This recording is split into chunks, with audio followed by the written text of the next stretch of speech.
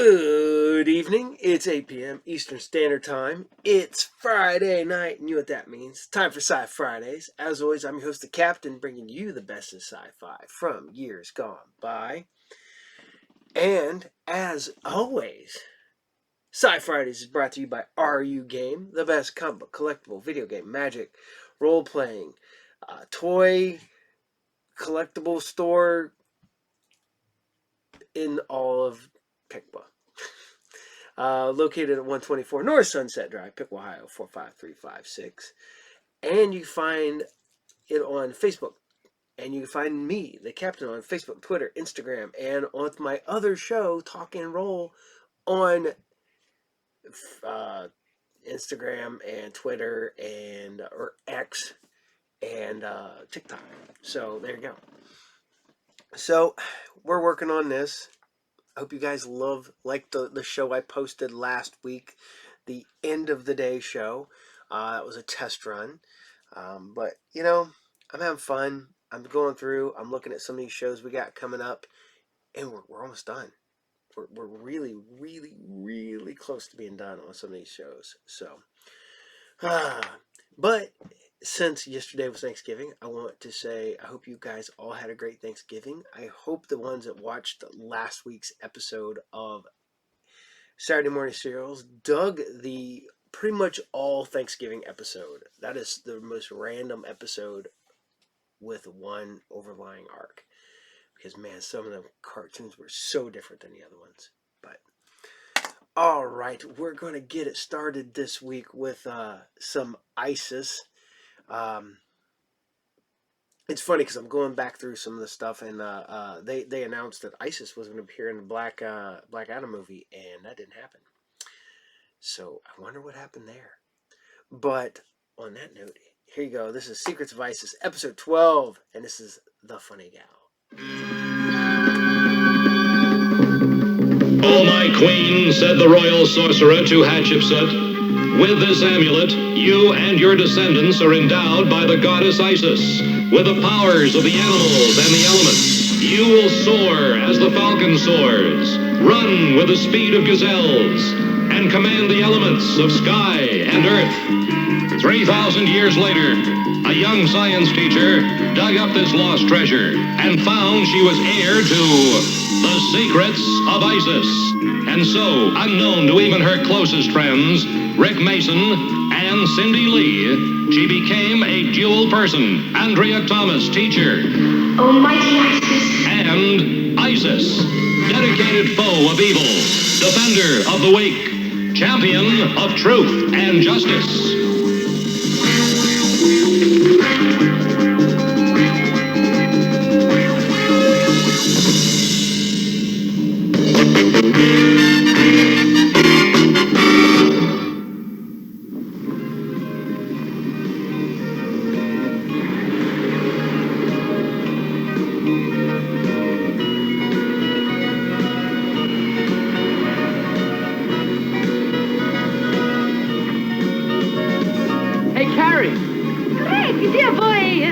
What are you dressed up for this time? I am the ghost of the past and the spirit of the now. Could be. You do look a little spooky. Hey, listen, speaking of ghosts, I thought you were going to become one at the Destruction Derby last Saturday. I never figured you'd get out in one piece. Don't be silly. With all this blubber I carry around, they couldn't hurt me. I don't know why I bother with you. You're hopeless. My lovely. What are you going to do next? Oh, something worthy of my talents. Carrie, you are a nut. But you're a million laughs. I'll catch you later. Later. Nice to know somebody's happy. Now, if Benjamin Franklin had done this experiment instead of playing with that silly old kite, he sure would have looked funny. Right, son? Now here's it. Now here's it. This is your Pied Piper speaking. All you cats who want to go to Hamlin, follow me. Just follow your little old Pied Piper to the land of hamburgers, ice cream, and all that good stuff. That girl. Run, do not walk. Last bus to Hamlin, leaving. What? Something's wrong. Carrie's in trouble.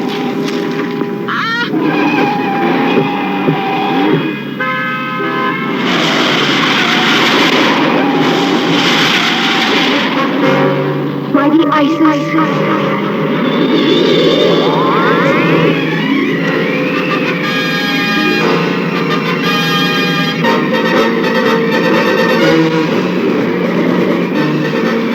Oh, zephyr winds which blow on high, lift me now so I can fly.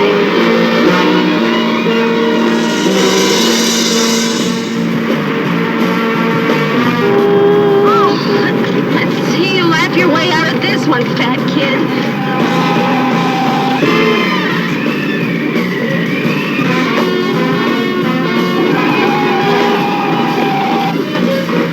Turn back to me. Stop.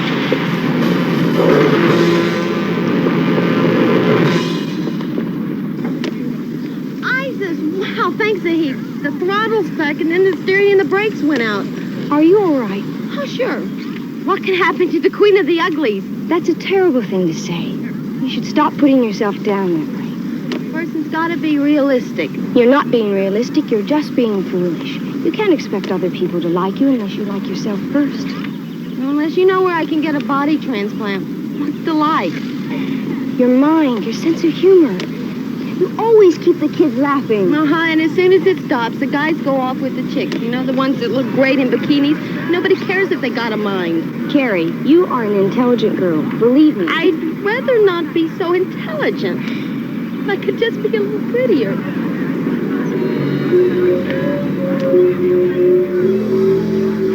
I brought some of my special homemade fried chicken I had left over from last night, and some potato salad. Sounds great. I have a couple of deviled egg sandwiches and a cucumber salad. What did you bring, Rick?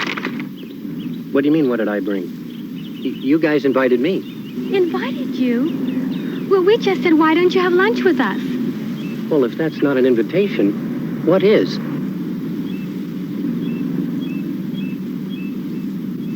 All right. You can have some of my chicken. I suppose you can have one of my deviled egg sandwiches. You are two wonderful human beings. That's what you are. You know something, Mr. Mason? I think you ought to get married. I'm going to. You are? When? As soon as I find someone who looks like Isis and cooks like you.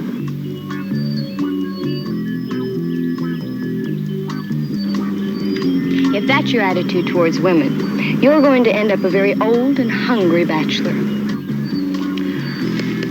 Not to change the subject or anything, but what are we going to do about Carrie Anson?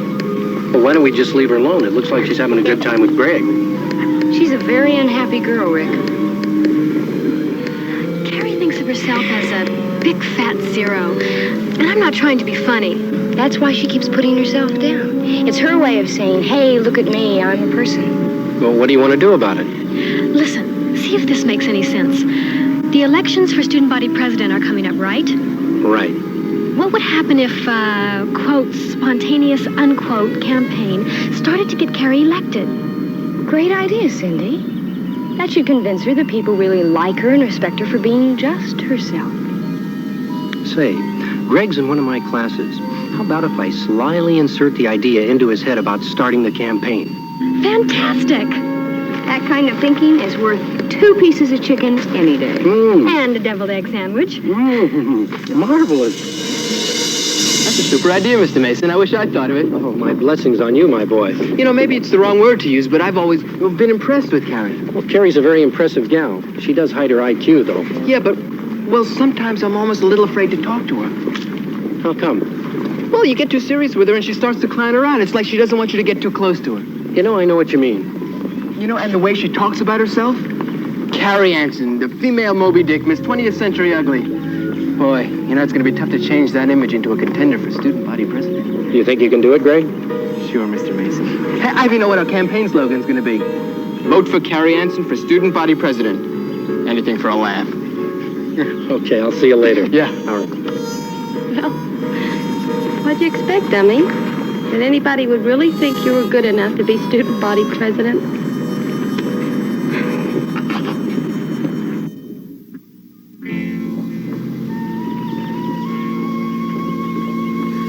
And if I am elected, I promise I Harry, will have... quit fooling around. This is an important speech. Look, nobody's going to take my running for office seriously, including you.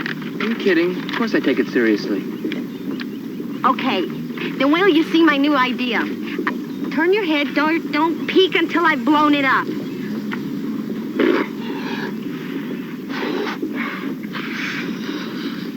You're gonna love this. I'm sure.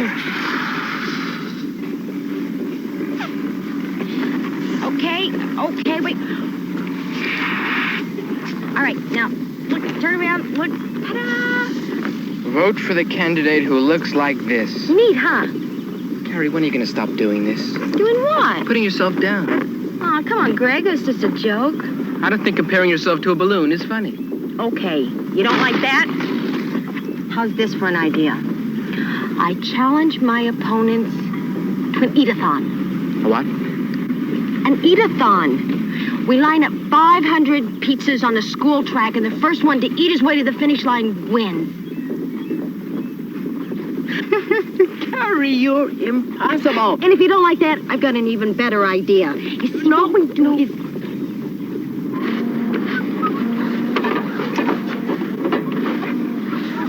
Rick, this is the third time you've invited us to go boating, and this is the third time we haven't even left the dock.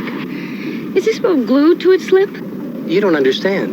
Half the fun of boating is the preparation. Fun for who? For whom? Okay, fun for whom? Look, all of this preparation is very necessary, and I promise both of you that the next time we come out here, I'll take you out into... Rick, there's not going to be a next time. Your slaves have just emancipated themselves. I know what both of you need. A nice cold drink. It's gonna take more than a cold drink to straighten out my sore back. Cindy, you and I are two fairly intelligent young women. How did we let him con us into this 3 times in a row? Just lucky, I guess. There, now you relax and enjoy that. And I don't want either one of you to dare do one lick of work for at least 10 minutes. 10 minutes? He's been out in the sun too long. How's Carrie's campaign going? Not too good, I'm afraid. She seems to have this picture of herself as a washout. She just can't get rid of it. Well, Greg's working really hard. I know that for sure. I hope he can help her break through that barrier she's built up. Amen to that. Well, time's up. Let's get back to work. Hippity-hop. Hey, wait a minute. Where are you going? Come back here. That's mutiny.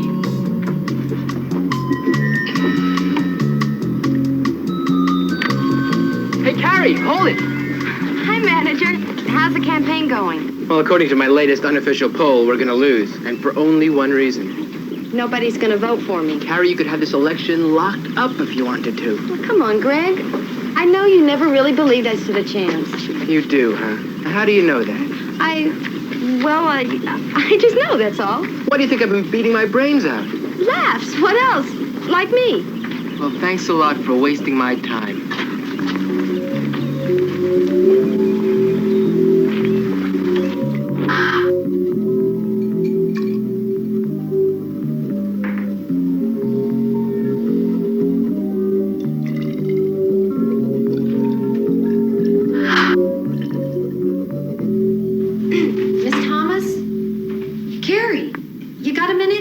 Sure, come on in. What can I do for you? Well, do you think you could talk Mr. Mason into lending me his boat? I think it would be easier talking him to lending you his right arm. I know, but I got a great idea for a publicity stunt. Carrie, you know the Star Tracker is his pride and joy. And I'm afraid he already knows all about those publicity stunts of yours. Miss Thomas, it's awful important. I just gotta have that boat. Will you ask him? Okay. We're playing tennis later, and I'll ask him. But I can't promise anything, so don't count on it. Thanks. Thanks anyway. Okay. See you later. Yeah.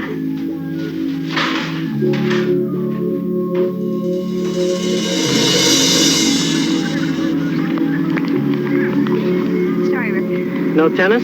Yes, course, but Dr. Barnes caught me just as I was leaving. I'll go to the girls' gym and change. No, that's all right. I just got here myself. There's a storm coming in, and I wanted to make sure the boat was secure. Speaking of your boat. Do you know who I almost ran into? Well, actually, it was vice versa. Who? Carrie Anson. She was coming into the marina just as I was leaving. Rick, Carrie asked me if I would ask you if you would lend her your boat. You're kidding. When I said I didn't think you would, she seemed very upset. Well, you're absolutely right. I wouldn't think... You don't think she... I better check on the boat. Right.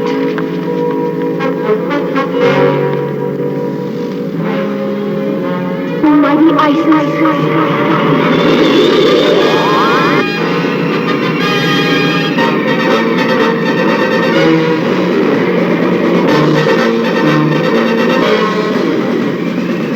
Oh, Zephyr winds which blow on high, lift me now so I can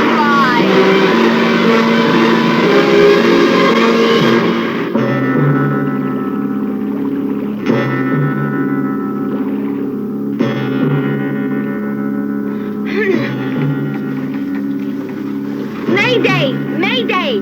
This is Carrie Anson aboard the Star Tracker 2. Mayday! Mayday! Star Tracker, this is the Coast Guard. What is your position? I say again, Star Tracker, we read your mayday. Give us your position. That doesn't make every newscast in town I don't deserve to be student body president. Now, just one more thing.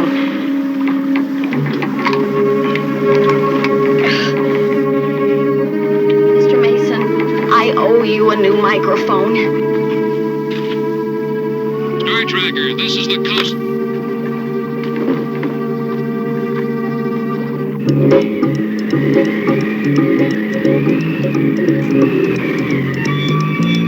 This is like looking for a needle in a haystack.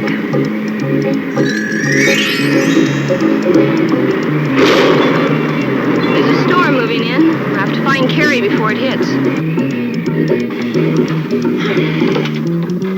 I guess it's time to head back now.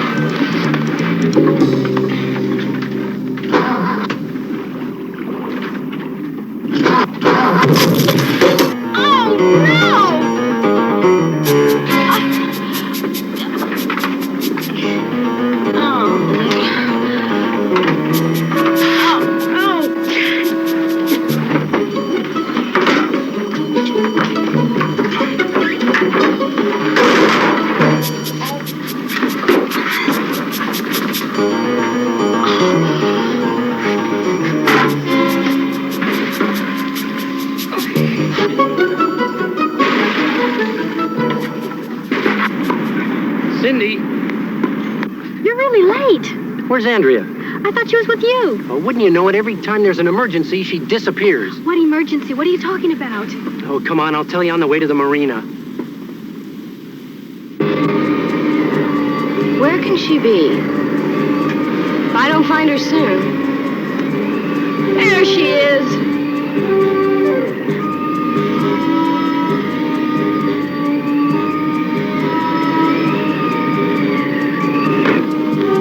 Isis, thank goodness. I can't get the motor started and there's a leak in the boat. I pulled a really dumb stunt this time and I'm in a lot of trouble. More than you know, Carrie. There's a storm coming in, and I can't help you here and stop the storm. I'm gonna need a little help on this one. Tut, hear me, and take to flight.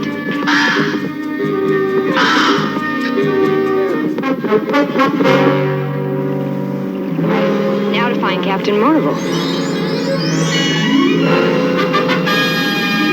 There he is. Tut, bring Captain Marvel. I need him. Fly due west. Hang in there, Carrie. Help's on the way. Thank you, Isis. Now to see about holding off that storm. Oh, zephyr winds which blow on high, lift me now so I can fly.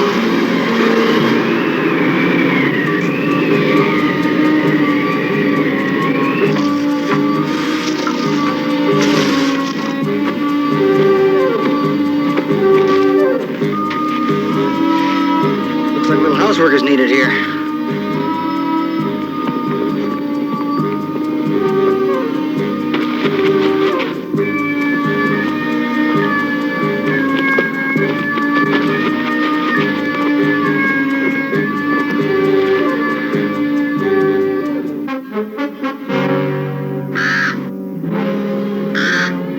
What? What is it? Did Isis send you? Does she need me? Which way is she? West of here. All right, then. I'll take care of it from here.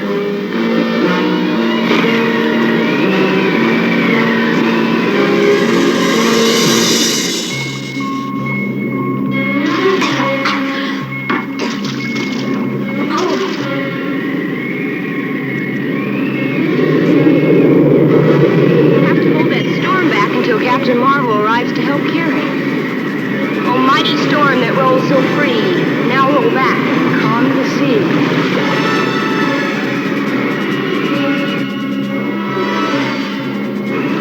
The storm seems to be letting up.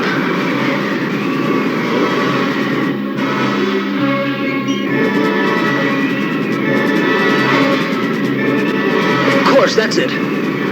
Isis can't hold back the storm and still bring the boat in at the same time.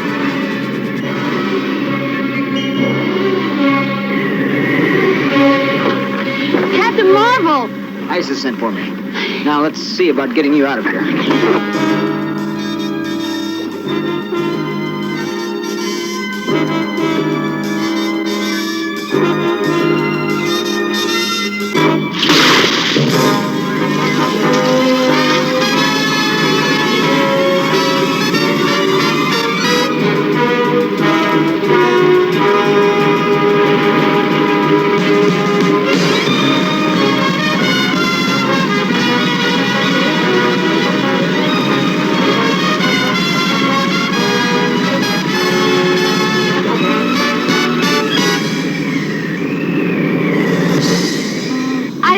Thank you, Captain Marvel.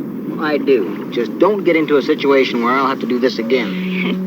And you, Isis? Same goes for me. Just don't do it again. Oh, don't worry. I've learned my lesson. 2 lessons. If people like you and Captain Marvel and Greg can go through what you did just for me, well, maybe I'm not as worthless as I thought. Good girl, Carrie. What's the second lesson? No more crazy stunts like this, ever. I think you'll have some explaining to do to the Coast Guard. False distress signal is a very serious matter. I know. It was a dumb thing to do. Well, anyway, you're safe and the boat's safe. And let me tell you, I'm glad about that because I put a lot of work into that boat. You put into it? Well, what about me and Andrea? Speaking of Andrea, she missed all the excitement again. You know, Isis, I'm beginning to think that Andrea's afraid of you. I mean, you are pretty rough competition for a woman. Really? What would you think of Captain Marvel as competition for a man?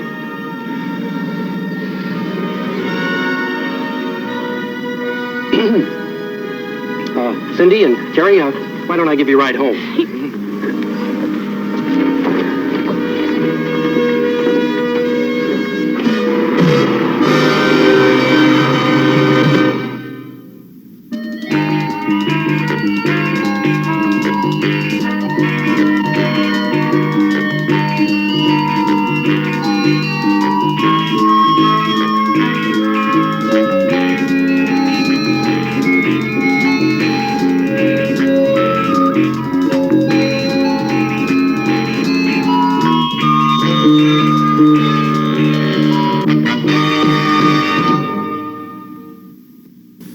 This number is the Center for Missing and Exploited Children. You call this number if you've been taken away from your parents or someone's taking you away from your home. Remember, it's not your fault. And it won't take care of itself.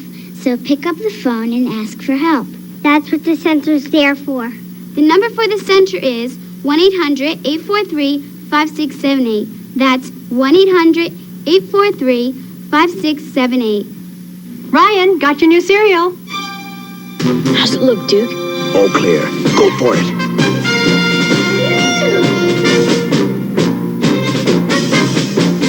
Hit it!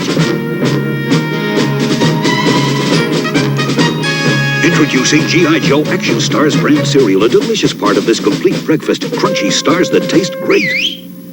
So, for all you action stars... Bye, Mom!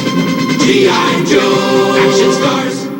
So last week, I went and the Tina and I went and ended up at Ollie's in Sydney, and I ended up didn't get any action figures because almost everything that they had, whether stuff I didn't want or stuff I already had, but I did get this. Yeah, that's right, man. It looks like a Haynes guide to owner's manual, and it's great because it is all the fun stuff from Marvel. I mean, it's even got the Goblin glider. So, yep.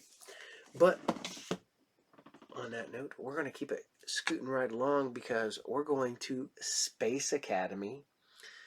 And we only have one episode left of Space Academy after this one.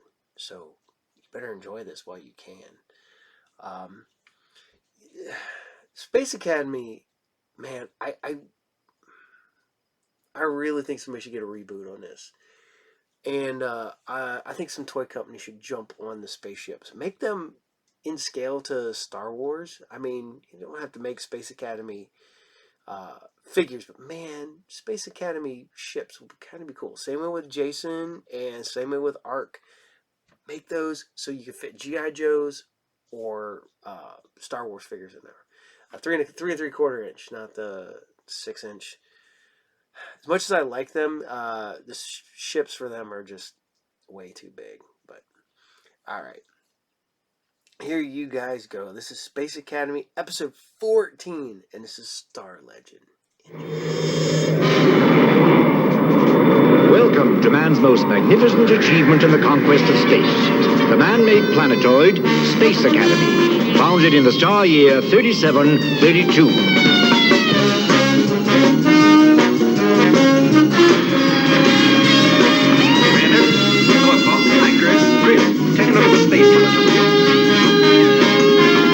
Here we have gathered young people from the farthest reaches of all the known worlds.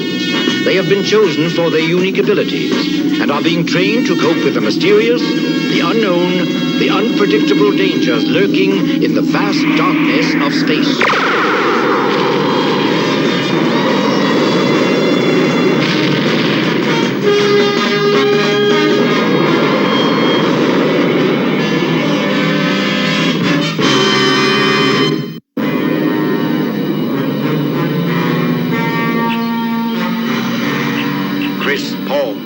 Ident, now. Oracle, Commander. You're 1 degree off course, Chris. Correct immediately. Well, is it that critical, Commander? Correct your course, Chris. That is an order. Oracle.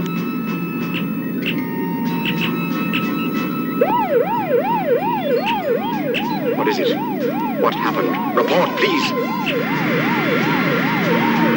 There's something coming out of the triangle. Mass, 20 tons. No heat, no life. It's just space junk. Shut off those alarms. Commander, we're taking evasive action. No, Chris. Not into the triangle. I forbid it. 10 degrees, lateral quadrant.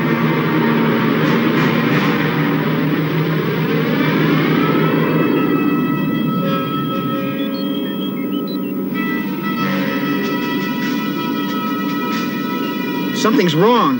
Yeah, you said it. Chris, what is that thing?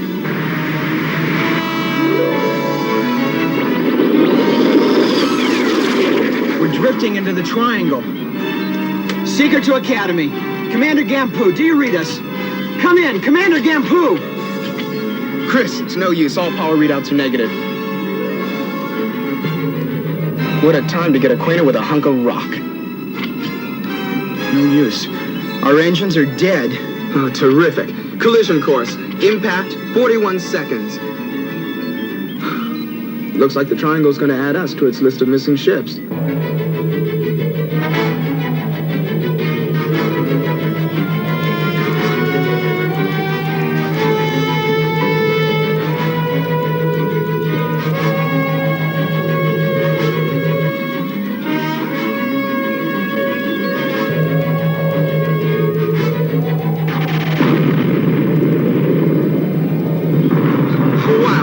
Close. What was it? It looked like an old-fashioned laser beam.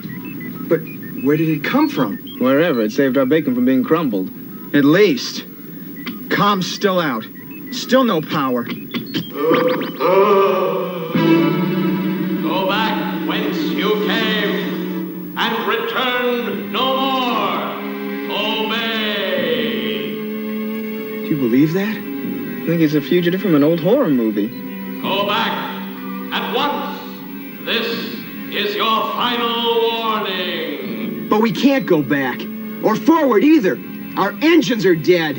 Beware, never return. Tell the rest of your kind they must not enter the triangle ever. Well, I guess we've been told.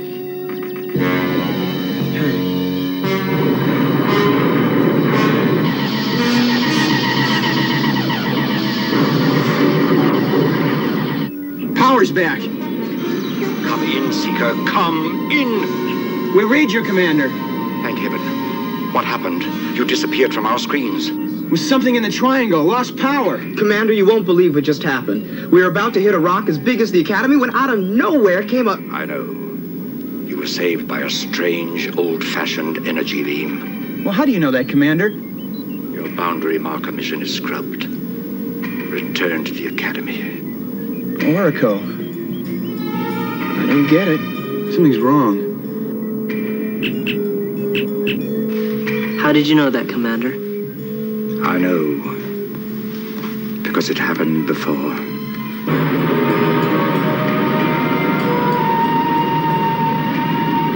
Attention, Blue Team. Report to Command Center. General alert. All personnel report to stations. Loki, how many times have I told you about running? Yeah, haste makes lumps. We are here on the edge of this area, commonly known as the Alderaan Triangle. Many strange things have happened here. Ships have vanished without a trace. Others have been saved by something. In my opinion, that something is Captain Rampo and his ghost ship. He's hooked on spooks. There never was a Captain Rampo. You're quite mistaken, Loki. The Captain Rampo legend was based upon truth, but it occurred more than a millennium ago. That was over 1,000 years ago. Why, Rampo and his ship would have to be ghosts. Peepo, you've been scanning the history tapes. What else have you found? Captain Rampo was in command of a starship, the Hope, an almost exact duplicate of the Academy, built on a planetoid. I remember that from history class. It was a self-contained planetoid, equipped with old-fashioned laser beams for defense. You're right. Just like the beam that blasted the rock before it could hit us. And like the energy force that pushed us out of the triangle. Yeah, but you don't think... I mean, Captain Rampo. Our mission here is to mark the boundaries of this area with space beacons. And if possible, to chart star courses through it. Safe star courses. We could try that with a seeker. No, Chris. I'm taking the Academy in now. Attention, please. You will remain at general alert. We are now entering the Alderaan Triangle. Camel party. People, I gave you the coordinates. Ahead 1/4. Oracle. Ahead 1/2. Oracle. All systems positive and steady. Ahead full speed.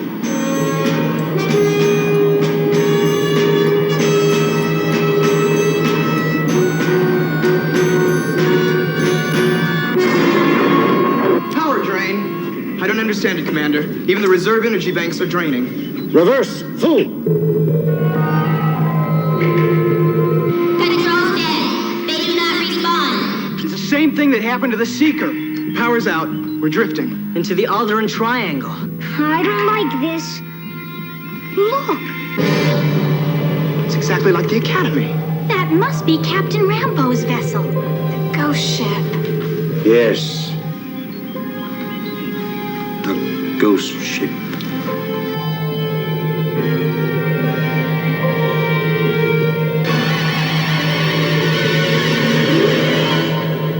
There's something in the triangle that blankets normal power. Standby system's normal. Whatever it is, it doesn't affect recycled nucleonic systems. But they're just emergency power regenerators. So here we are. Yes, but where are we? Second vector of quadrant 9. Why can't you just say we're in the middle of the Alderaan Triangle like the rest of us? But we're not. We're drifting just inside the lateral perimeter of one section of it. And my scanners indicate a positive live reading from that starship. That cannot be. Look, I see something.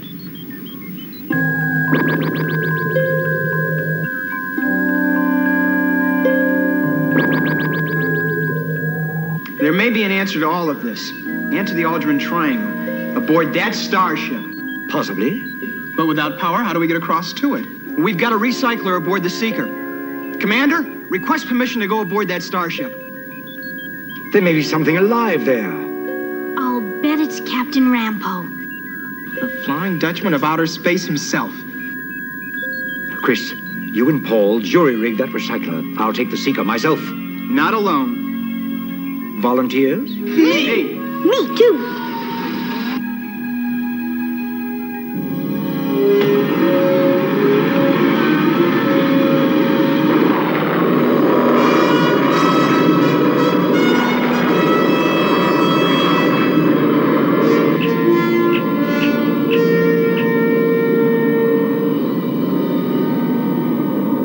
There.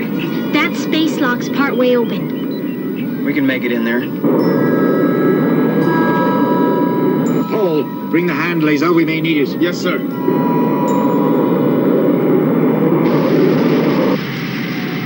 Let's go and stay together.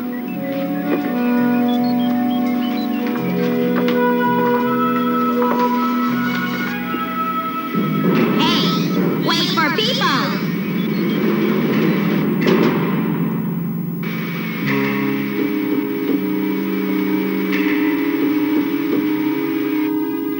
It's almost like the Academy. Well, it sure wouldn't pass inspection.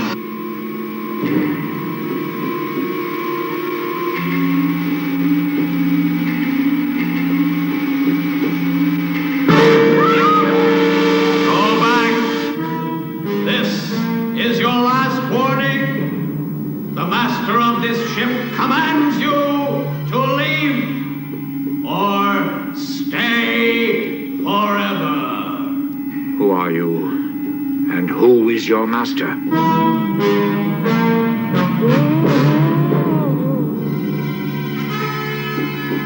Whoever it is, certainly wants to scare us away. Well, he's doing a great job. Yeah, let's keep moving. We'd better find out what it's all about first. Come along.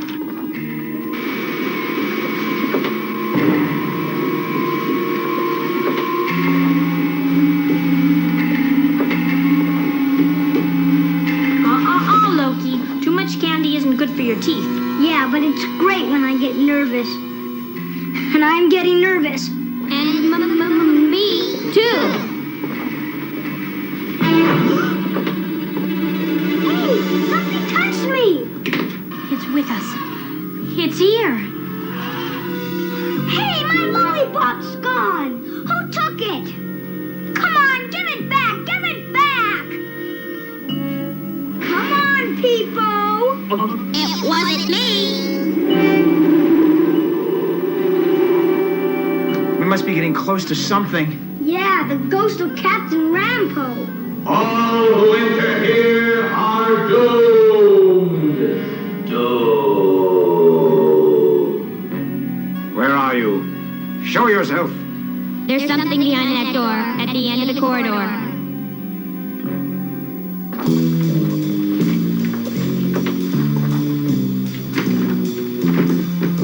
Paul, T-Guy, give me a hand. Stand back. Paul, use the hand laser.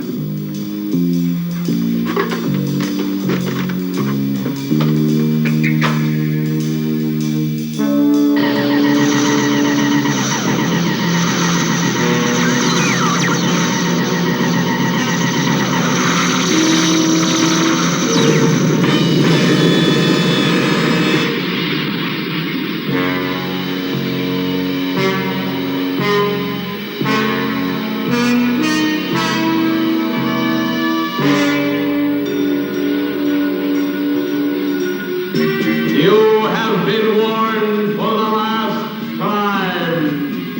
You have been warned. I warned you for the last time.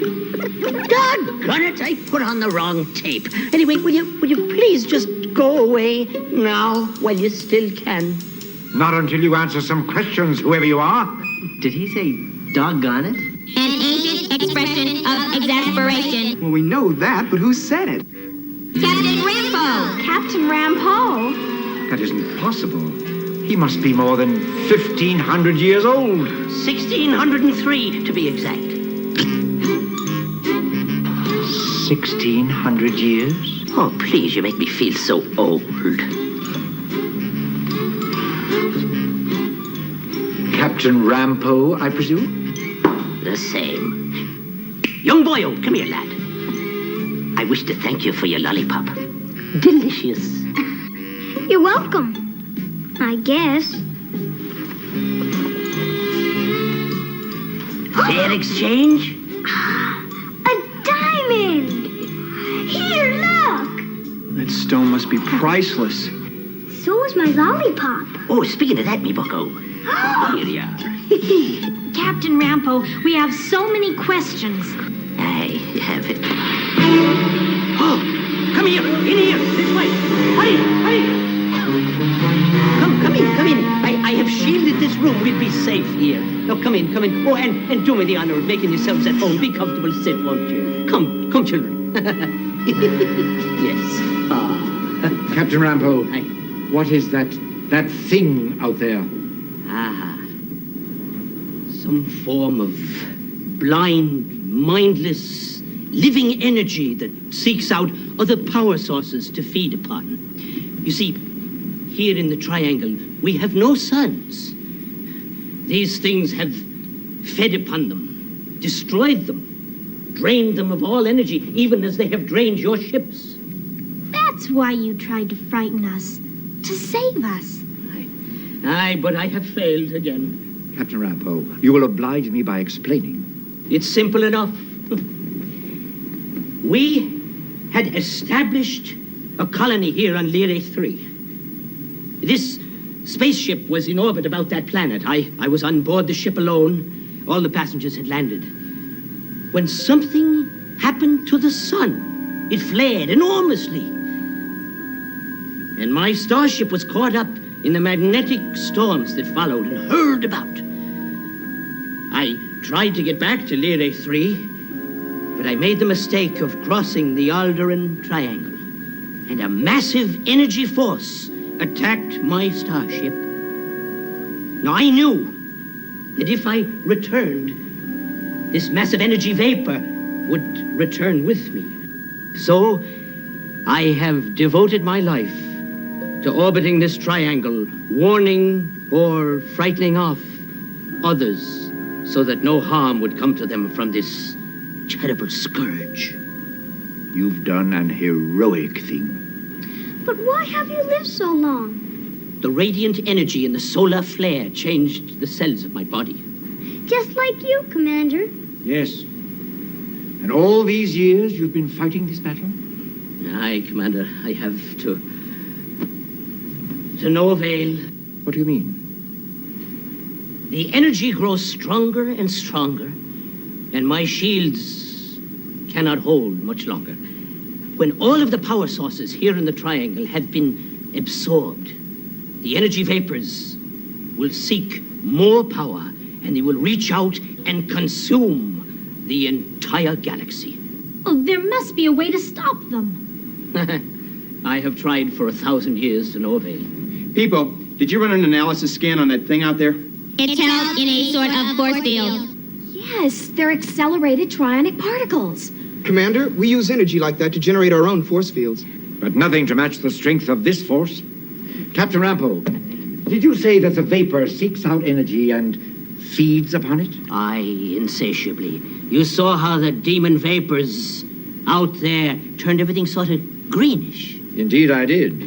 Perhaps we can give it a bit of indigestion. We've got to trap them while they're still here. Well, then what are we waiting for? Captain, lower one of your shields around this power room at once, if you please. Wait, I don't understand. I think we can do something about this situation. But unfortunately, it will mean the destruction of your ship.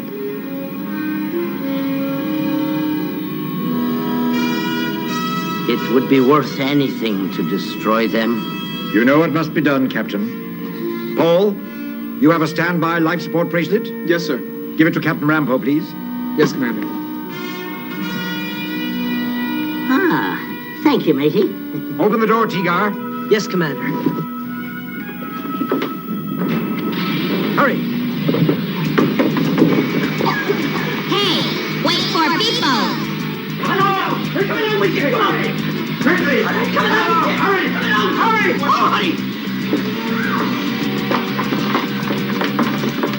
Chris, there's vapors coming from the engine room. They're consuming the power cells. Tigar, secure the hatch.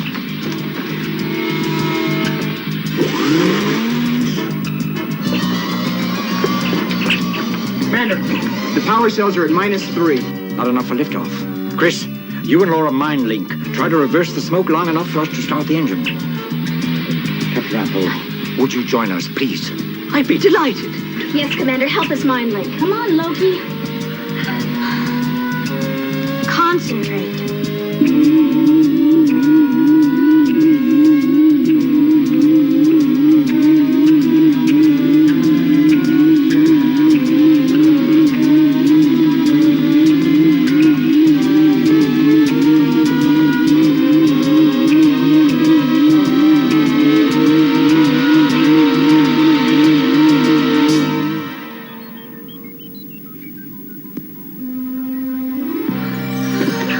Here we go.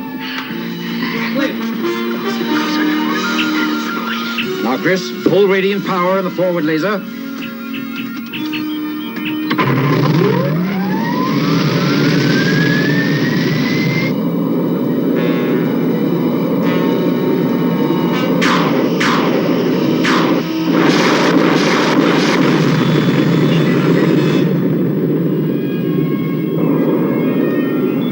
End of an era. Hey, me young bucko. Did you ever hear about the Red Galaxy? The Red Galaxy? Aye. No. Ah, I must tell you about it. The Red Galaxy is a place full of treasures and mysteries. Oh, you'd love it. Oh, it's got lollipop trees. Let's go.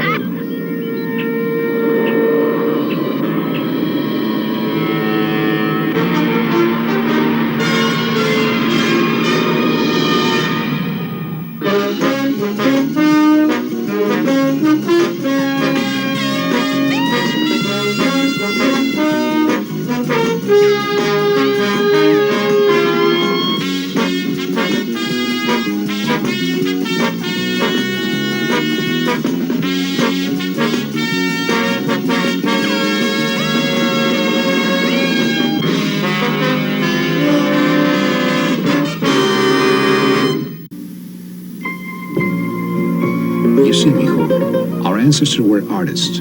They created sculpture and they wrote poetry and music. They were scientists and mathematicians. They measured the heavens and discovered the dimension of zero. They were excellent architects. They built pyramids, temples, and cathedrals. Our Mexican heritage is a combination of the Indian and Spanish cultures. In California, our grandparents were the first to farm the valleys.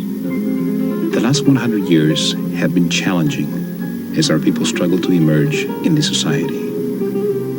We have contributed much to this great nation. Times are changing, and our future is very bright. I'm proud to be a Mexican American. Tri-City, the world's largest sporting goods store, wants you to tame Squaw Valley. You can do it with Rossignol skis. Rossignol makes every skier a winner. Racing technology makes Rossignol the winningest skis in history. Rossignol, the only skis with VAS, the patented vibration-absorbing system that lets you ski better, faster, and with more control than ever before. So go ahead, do it. Tame Squaw Valley on Rossignol skis. Available at prices that made Tri-City the world's largest sporting goods store. You know, I've told you guys all 100 times, but you guys need to go. And if you go to your local comic shop, you can get your issue previews. That's the Marvel previews, or the DC. There's Marvel. That's the regular one. I fill this out every month so that I can get my really cool stuff. And yeah, so and Courage of Their Grumbling. Everybody needs a grumpy little dog. But I hope you guys liked Space Academy. Like I said, a fun show, goofy 1970s style. But man, cool looking little ships, man. They'd be great to put Star Wars figures in. Not gonna lie. Put them right along like the Rebel transport, because you have transports and stuff. So, all right, here you guys go.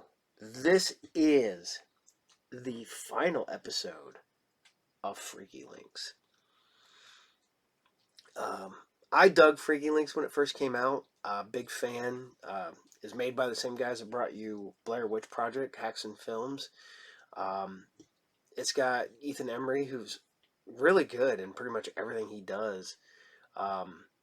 He's one of them guys that was really popular when he was younger, aged relatively quickly, and now he's kind of character actor now, but he's still good. I like him in Late Phases, the the werewolf in an retirement village. Yeah. So this is Freaky Links, episode 13, and this is the final word.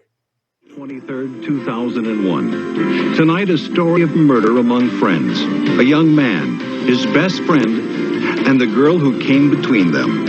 A romantic triangle that left one boy dead, another accused, and a town divided. Colin was jealous. The prosecution claims they had motive, a murder weapon, a witness, and a suspect.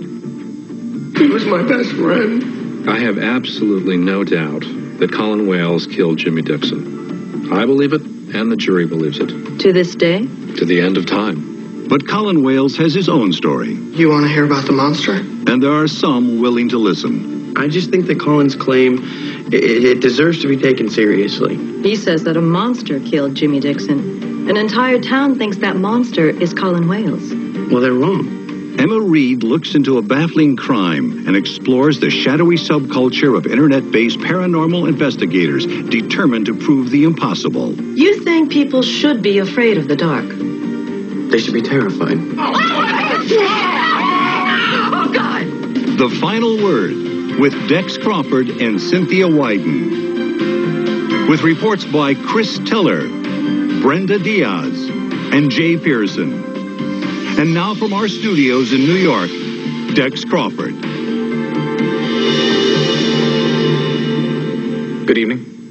Two boys, best friends, met on a chilly night last December to settle a score concerning the girl they both loved. That confrontation ended in a bizarre murder that has left a town in shock and two families destroyed. Perhaps what was even more bizarre was the defense claimed by the boy accused of the crime. A defense that was dismissed out of hand by the boy's own attorneys. But not by a small band of internet entrepreneurs whose bread and butter is the stuff of nightmares. Here's Emma Reed.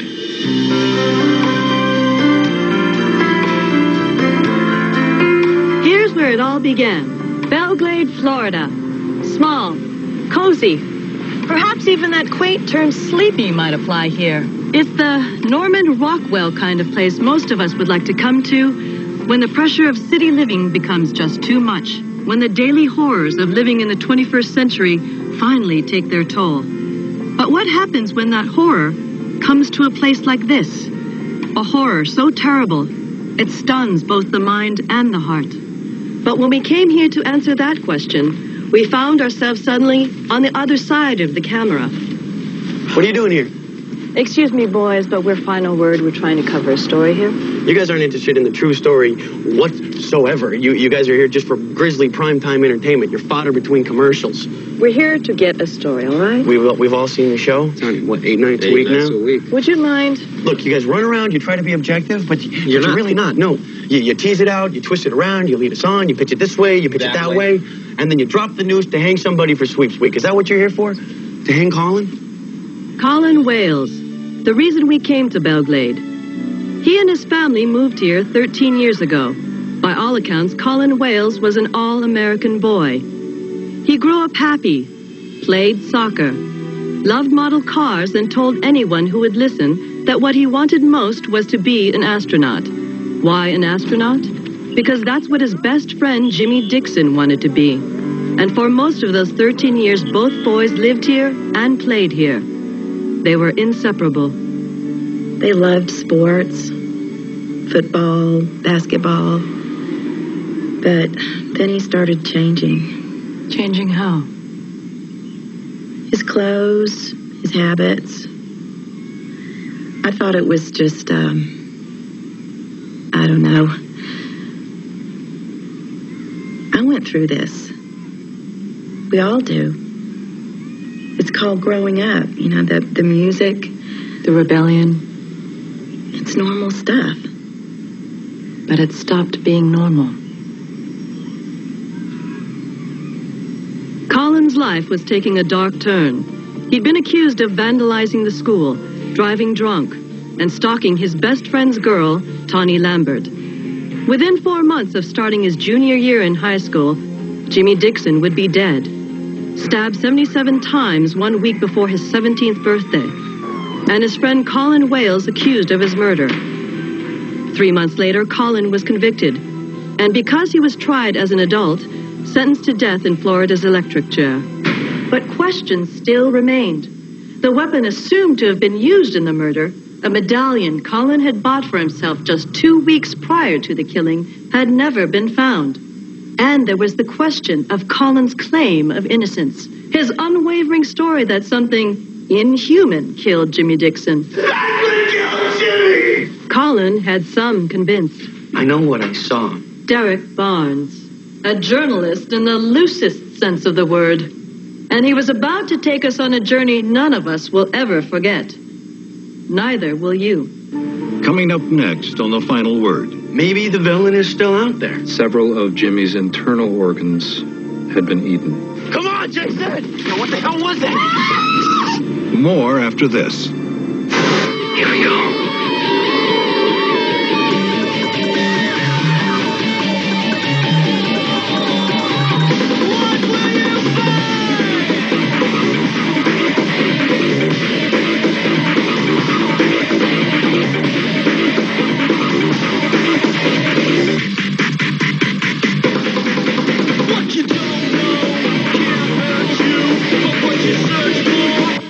Who knows the internet contains a wealth of information.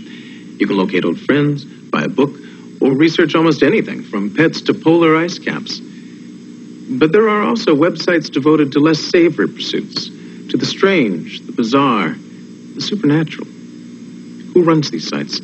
And what makes them tick? Once again, Emma Reed. Before coming to Belglade, Final Word's producers spent weeks poring over police reports, trial transcripts, and newspaper articles. We intended to explore this crime and its impact from every angle, including Colin Wales' claim that it was a monster out of that fateful night's darkest shadows who took his friend's life. It was just too preposterous, too feeble a defense to be taken seriously. Or was it? It's not that we're here to get a convicted killer off of death row. Then why are you here? It's like a what if. What if what? Well, what if he's telling the truth? We discovered that Colin Wales had a champion, someone willing to consider his claim of innocence. That champion was Derek Barnes, a surfer in both senses of the word, looking more like a beach bum than a knight in shining armor. He's the self-styled webmaster of an internet site called Freaky Links, a site devoted to the exploration and some might say exploitation of all things strange, bizarre, and supernatural. What's the harm in hearing him out? Don't you think it could be hurting the people left in Belglade, struggling to put their lives back together? What about Colin? I mean, his whole life has been trashed by this thing, don't you think? What about his life? Most people would say he's the villain of this piece. Maybe the villain is still out there. The monster? He said the flying monster. Perfect for your site. Yeah, it's tailor-made. If I were shopping for an alibi, I don't think a flying monster from the sky killed my best friend would be my first choice. Not unless you believed it. And there are other believers. Derek's gathered a group of like-minded young investigators to assist him. Jason Tatum is Harvard-educated with a law degree. Chloe Tanner brings her degrees in folklore, myth studies, and social psychology to the pursuit of the strange. And Lon Williams, with a master's in computer science from Berkeley, keeps the technical side of things up and running. You know, for a bunch of highly educated ghost hunters, you all seem pretty normal. It's early yet. Do people take you seriously? What people? The people you're trying to convince. I don't think we're trying to convince anyone of anything. Yeah, we're just putting it out there. Skunk apes? Desert squids? If it's weird, we're on it. Weird, yes. But are they for real? Skunk apes? Prehistoric creatures? Radioactive kittens that glow in the dark? Most of your previous investigations have involved strange sightings, unexplained phenomena. Now, don't take this the wrong way, but everything seems designed for laughs. Yeah, well, it's a good time. But this time you're coming to the defense of a convicted killer. Yeah, but it's still a sighting. Colin Will saw it. Whatever it was. Yeah, and we're just trying to explain whatever it is. Perhaps it's just the desperate ramblings of a young man fighting to save his life. You know what? Whatever attacked us that night in the park wasn't anybody's desperate ramblings. You saw the tape. Jason and I were almost killed. The tape. One of many provided to us by Mr. Barnes and his team. It begins at Belglade Park, the scene of Jimmy Dixon's murder. It was hours after our first encounter with Derek and Jason. We had left to continue our interviews while they stayed behind to document the case for their website. All right, so they're fighting about some girl. The infamous Tawny. Exactly. It's after midnight, and they hear the sound kind of like an airplane. Someone with a prop job, something like that. The thing comes out of the bushes, flies straight towards them, and they take off running. And they hide under the bleachers, bro. Scared out of their wits. Whatever this thing is, it attacks. Knocks out Colin. Colin, gone, okay? And then it goes after Jimmy, and it gets him, and it kills him. Blood everywhere. When Colin comes to, there's cops all over the place, okay? And Jimmy's laying dead in the grass 50 feet over there. But Jimmy hadn't just been killed. He had been butchered. You have to understand that this was not a run-of-the-mill crime of passion. The coroner counted 77 distinct stab wounds on Jimmy Dixon's body, and there were even indications that several of Jimmy's internal organs had been eaten. Eaten? Partially devoured. Which organs? Kidneys, liver, and stomach. All of this cannibalism, Jimmy, he was eaten apart, okay?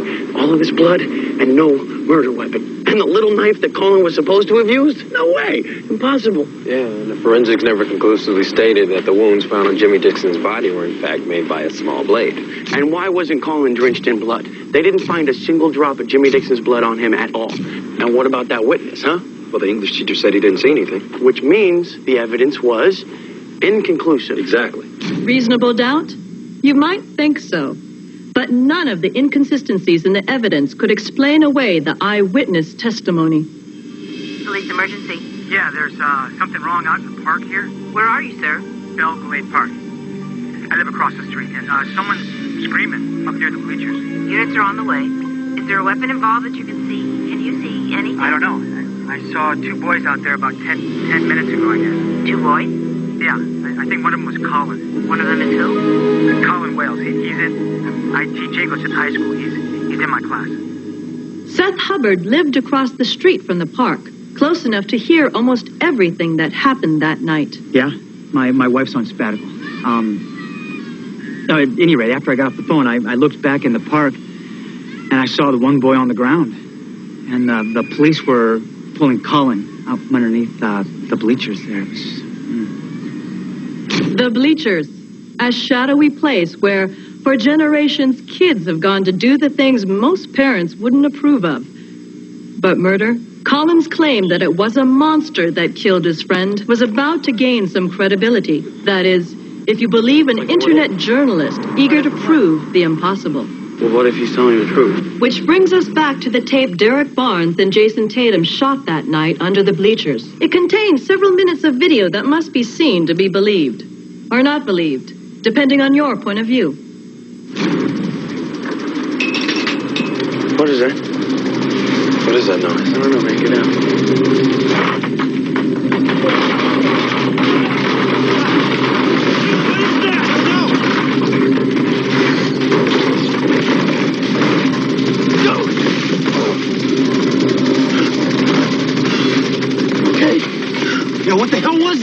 But indeed, whatever it was gone into the night.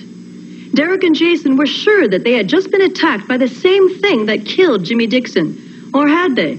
Was it a hoax? Something to help Colin's case? If so, who was behind it? Surely there's no such thing as monsters. I know what I saw, and it wasn't human. When the final word continues, we know we're not dealing with some giant flying creature. Derek, be careful. You had a bad feeling? Yep. Me too. The final word will return after these messages. Once again, Dex Crawford. It began as an investigation into a small-town murder. Now, Final Word has uncovered the efforts of a group of young reporters. Are they determined to free a convicted killer, or are they riding a wave of publicity for their own unscrupulous reasons? Whatever their motivation, it appeared that they had been the target of what they describe as a monster. You've seen their frightening video, but what exactly does it prove? Emma Reed continues with our story. What is that? Derek Barnes and Jason Tatum claimed they experienced something unbelievable that night, and they even gave us the video to prove it. So that's what we set out to do. Well, it's digital. That means it's easy to manipulate, and you get almost no loss from repeated generations or adding or subtracting elements. Roger Spence is one of Hollywood's most sought-after special effects experts. If you've noticed his work on screen, then he's doing something wrong. What he does is create the impossible on a daily basis. And if you ever catch him at it...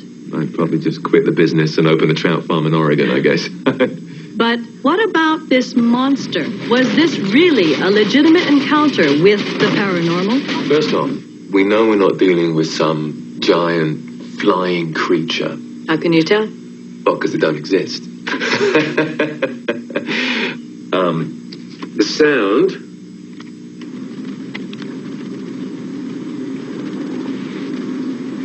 Hear that? The droning. What is that noise? Sounds like some special sound effect from some World War II movie, doesn't it? Some lumbering bomber on its way to Berlin. Yes, now that you mention it. Probably sampled that from 30 Seconds Over Tokyo or something. Oh, and this is coming up. There. See that? That's a man in a suit. Roger Spence? That guy is a thief. Why is that? Wait, did you see his last movie? He stole the cost of a full-price movie ticket right out of my wallet. Man, his effects, they suck. An imaginative young man. A website devoted to promoting the unbelievable. Were they really attempting to investigate a murder case, or simply hitching a ride on this particular tragedy for their own selfish gain? They're vultures. You have to admit, they do bring up some interesting points. Like what? Like the forensics, the lack of a murder weapon. We know Colin's knife was used. But you never found it. And the opinion of some medical examiners is that the wounds on Jimmy Dixon's body could not have been caused by a knife that small. These were deep, deep wounds. There were 77 stab wounds. Now try taking a pot roast and stabbing it 77 times, and you tell me where one wound ends and another begins. Those wounds were so deep because nothing stopped Colin Wales's hand with that knife from penetrating deep into Jimmy's body. So you're confident there was no monster? I have to ask. No, there was no monster. I'm fairly confident of that. But Derek Barnes and Freaky Links were not about to back down, determined to prove that what happened to them under the bleachers that night was in fact real. They sought out their own expert, someone who could either confirm or deny their outrageous claim. You got it? Yeah, I think so.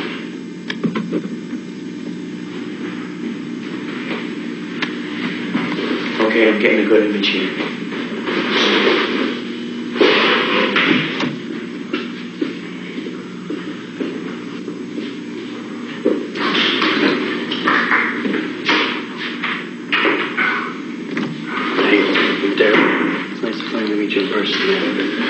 I'm Chloe.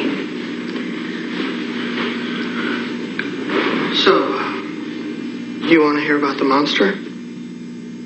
Colin declined an interview with Final Word, but he did grant Derek and Chloe some time to discuss his version of the events. How are you holding up?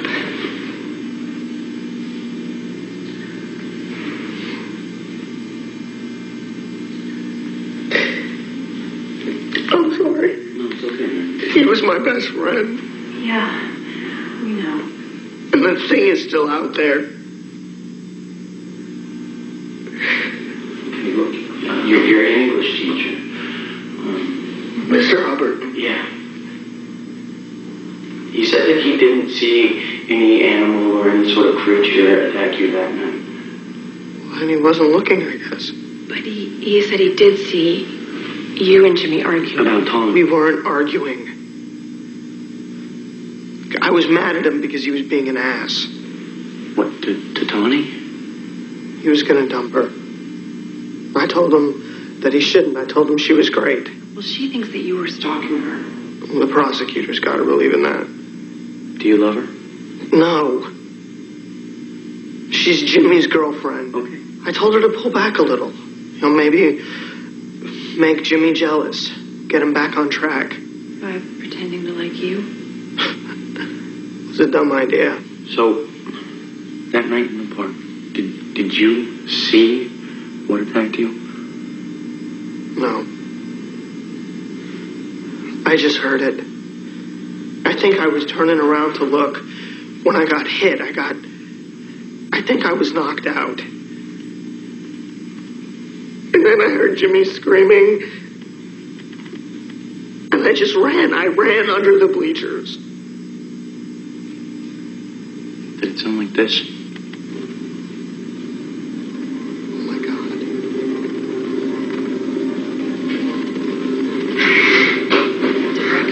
That's it. That's it. Is that it? That's what killed Jimmy. Turn it off. No. Turn it off. It's too much for him. Turn it off. Okay, it's off. And once again, we found ourselves with more questions than answers. Was Colin's reaction real? Was he taking advantage of an opportunity to support his wild story? If there was a monster, or at least some rational explanation for what Derek and Jason experienced, could that explanation also help free a convicted killer? Earlier, you accused us of not being interested in the truth. Could I say the same about you? We're just looking for answers. Isn't that the same thing? Well, it depends on the answer. If you ask Colin Wales what killed his friend, his answer would be some sort of flying monster, but... But if you ask the prosecutor who put him on death row... Exactly. And you think the truth lies somewhere in the middle? I don't know, maybe. So what's the truth about you? Me? I'm just a guy that's trying to put cornflakes on the table. Well, why are you really doing this? Why are any of you here? Because we love what we do, and it's not a 9 to 5. Because this place would crash and burn without me. That is so true. Chloe, how about you? Why are you here? Well, the ability of human beings to create their own reality and believe that reality fascinates me. Do you sometimes believe what you encounter here? Well, sometimes it's hard not to. Doesn't your scientific objectivity go out the window at that point? No. Except during the case of a little boy suffering a post-traumatic disorder after witnessing a brutal massacre in a fast food restaurant.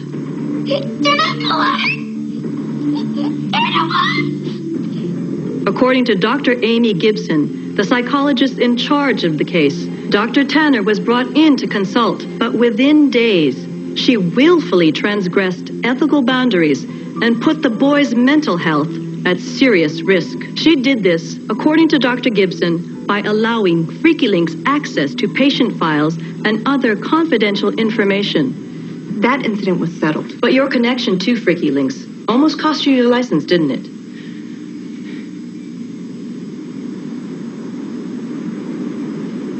I'm just giving you a chance to explain yourselves. No, that's not what you're doing at all. You're trying to make us look like the Manson family. And what are you going to do? You're going to drag out my DUI arrest next? Or Jason's bar fight? Jason knocked a man out. Hey, you groped lawn. What do you want me to do? Not that I couldn't have taken care of myself. Could we talk about Derek's twin brother, Adam? No, we can't. I'm just curious about I just said no. That's it. I'm done. We just want to see how you go You about... want to see how we work? Yes. Then let us work. All right? What's his name? Who? Your cameraman. Bob. And that's done on audio. How are you guys? Are you guys pretty light with all of that gear? We manage. Yeah? Well then, let's drop the tripods and let's go investigate, okay? You want to hunt monsters? Let us work, follow us around, and try and keep up, okay? The gauntlet had been thrown. Freaky Links would give us full access to their tapes, and we promised to show whatever they eventually found. But Derek's decision to provide our cameras full access wasn't greeted with total acceptance. They're going to build you up and they're going to knock you down. You know what? That's happened before, and I've landed on my feet before, and if that happens, I'll land on my feet again. This is different. Yeah, this is different. This is huge, Chloe. That's exactly what I'm trying to say, Derek. Any credibility What we have credibility? will be out the window. What are you doing? Keeping up. Not you. Come on. Oh, this is a tape from when you guys were under the bleachers? Well, what were you doing to it? Oh, it's just fast forwarding. Okay, do it again. But Derek Barnes remained undaunted. Okay, now what's that sound like to you? Like flies, lots of them. Exactly. Okay, rewind it. Okay. Now play it back again normal speed, okay? Okay. Now what's that sound like to you? A big bug? A really big bug. So where are we going? We're gonna go look for a nest. Get your insect repellent. We found ourselves crisscrossing Belglade with the Freaky Links team. What we were looking for, believe it or not, was a giant insect. Wow. What, like a wasp? Yeah, exactly. Yeah, just like that. Like yeah. So, maybe if you're looking for a pack of wild dogs, I might be able to help you. Maybe next time. No? I mean, I see bugs and bees and the flowers. And when it all seemed hopeless, we heard about Ed. Must be a bitchin' slow news day. You might ask Ed. Who's Ed? Ed. I usually find him by the dumpster out behind the Italian restaurant after 10 o'clock or so. Okay. He was talking about bugs, big mothers flying around a few weeks ago. Uh-huh. Where does Ed sleep? Abandoned building across town. The building was an unofficial residence for the area's homeless, a haven for squatters and drug addicts, condemned by the city of Belglade. Okay. Yeah.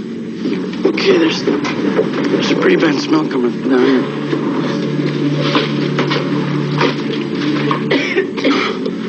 What's that smell like to you? Oh, God. It smells like a dead body. How would you know? Bosnia. It's been 14 months. Hey, D. Yo. Come check this out. What does this look like to you? That looks like pay dirt, bro. That is so weird. That thing is huge. Oh.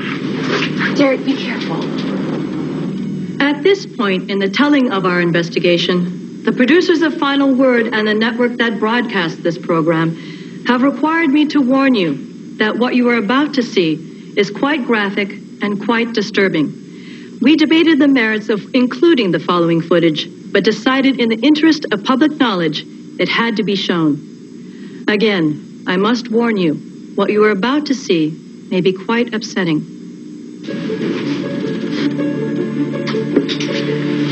What is that? I don't hear anything. It's moving. What? Oh. Wow. Okay, Bob, we should go. Let's go. Let's go, guys. Now, wait a second. Derek, if these are killers.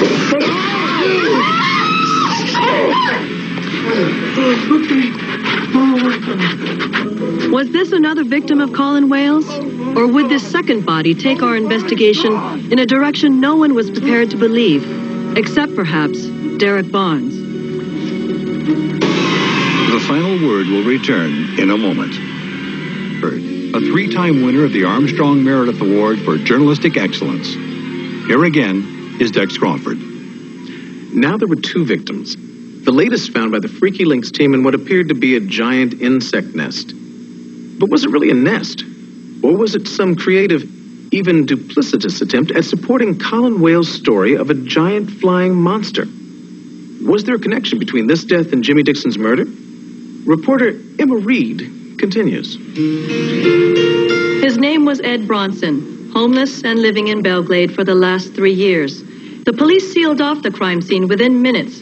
No one was willing to talk on the record, not even the normally effusive Derek Barnes.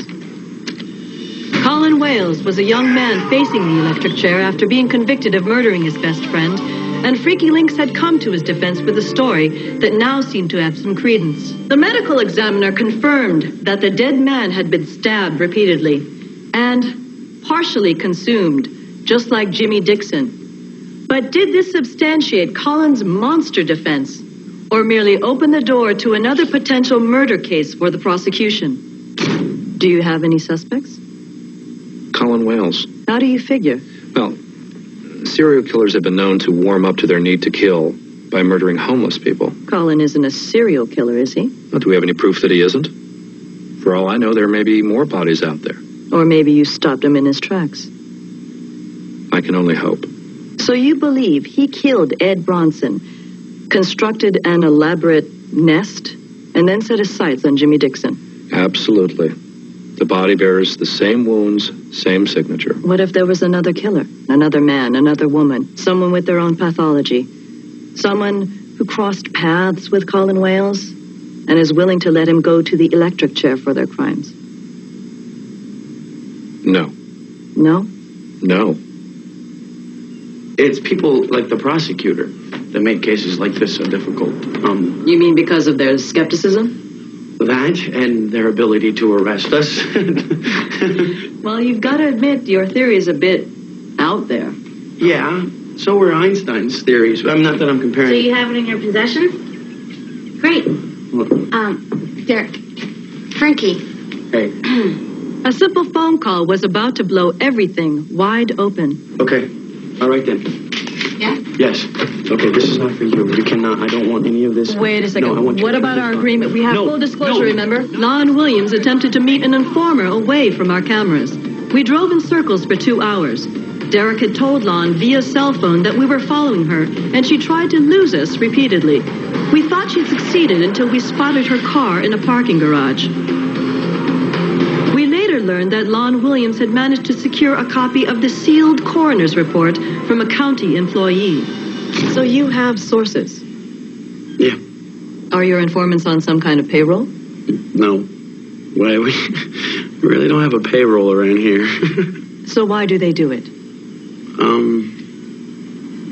I don't know. Maybe they want to believe in something. Like what? Something unbelievable. Payroll or no payroll, Freaky Links leapt into the evidence with their usual enthusiasm. Hey, check this out. The coroner tested Jimmy Dixon's tissue sample. We got some more bug juice? Yeah, the kid was full of it. Yeah, and they ID'd it. Calcosoma coccus. Calco what? Calcosoma coccus, a beetle found in Southeast Asia, Malaysia to be precise. Researchers believe that its saliva could aid in the treatment of malignant tumors. I really wouldn't call what happened to Jimmy Ed a viable cancer treatment. All right. Check out the lead biologist. Gloria Hubbard? Gloria Hubbard, wife of English teacher Seth Hubbard. Remember him? He was the 911 caller who alerted the police to the attack in Belglade Park. Where are you, sir? Belglade Park. I live across the street. Someone's screaming up near the bleachers. He was also the prosecution's key witness. We'd begun our story in search of a motivation for murder and its painful aftermath. We soon found ourselves hunting for monsters, and Seth Hubbard seemed to be closely connected with the one person who knew them intimately, his wife. It's really interesting how things get interesting, isn't it? So the case was blown wide open. And when we come back, the dramatic conclusion.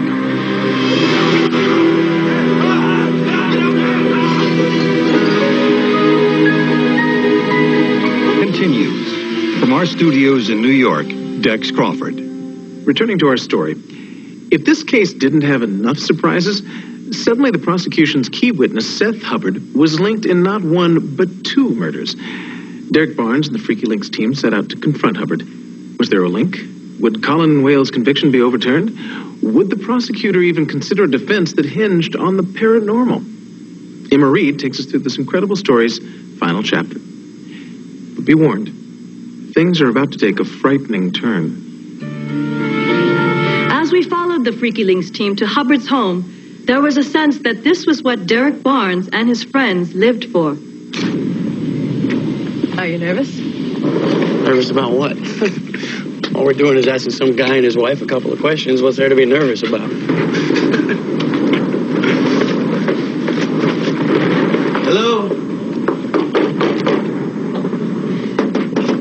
Should we maybe be a little less intimidating? We've got 3 cameras here. You know, I'll turn off mine if you turn off yours. No deal. Sorry, Chloe, I tried. Hey, it's Derek Barnes from Freaky Links. I'm gonna look around back. Well, you're not going alone. Got a couple questions for you. Want to try knocking? You're doing fine. Can you feel it? What? We're onto something. Something dangerous. Been there, done that. What, hunting monsters? Yeah. The humankind. You got a bad feeling? Yep. You like it? Yeah. Me too. Hey, all the lights are out. I don't think anybody's home. Let's go back. Hello! Watch your step, guys. Hello? Hello, Mr. Hubbard? Hey guys, come check this out. This window, it's like it's locked from the outside. Oh, yeah. Look at the bars. They're all bent. Yeah, but from the inside. It's not like they're trying to keep burglars out. No, looks like they're trying to keep somebody in. Can you see anything? Yeah, a woman. What? A woman? Yeah. Hey! She's not moving.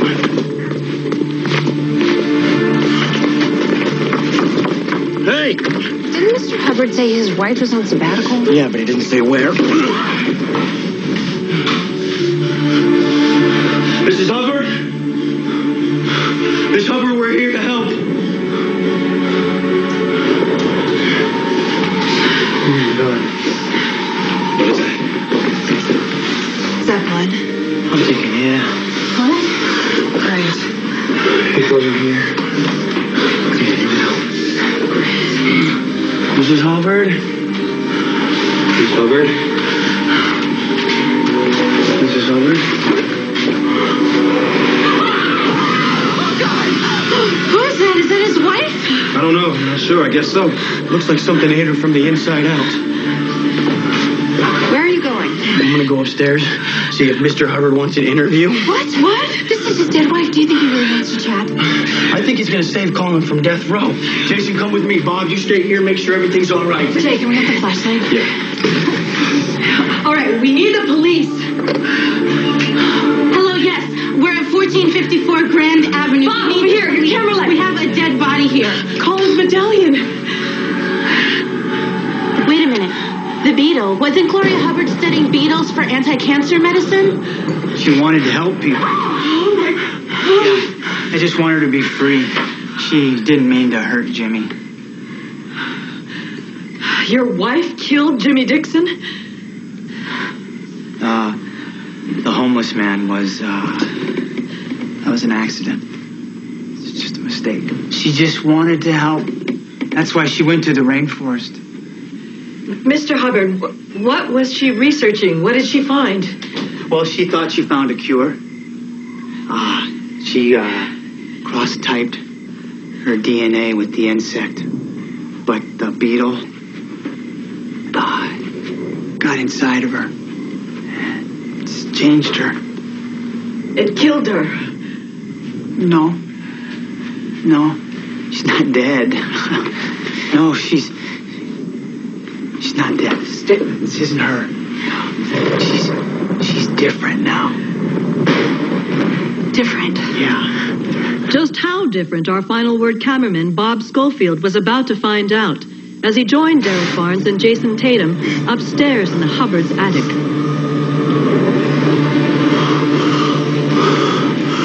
What's that sound like to you, man? A little bit. Let's keep looking.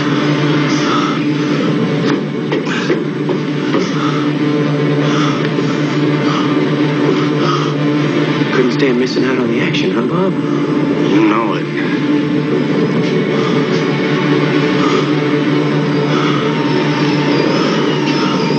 Oh, D? Oh, my God.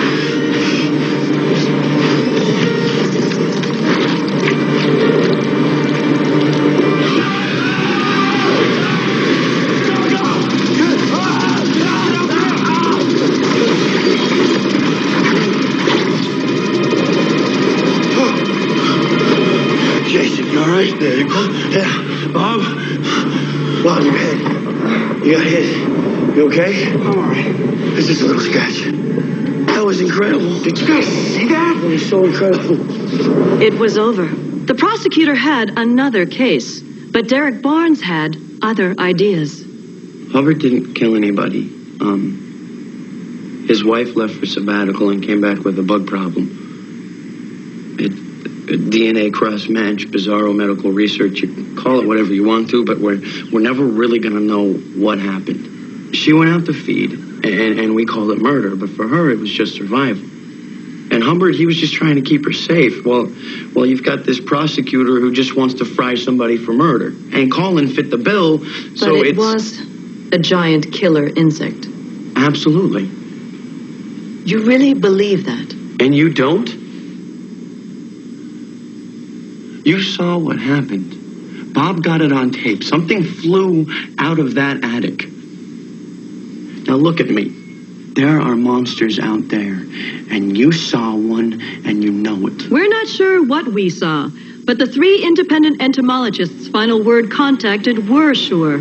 They said this species of Caucasoma caucacus has never been known to grow to more than a size of 7 inches. As far as DNA cross-matching is concerned, one entomologist called it the stuff of science fiction.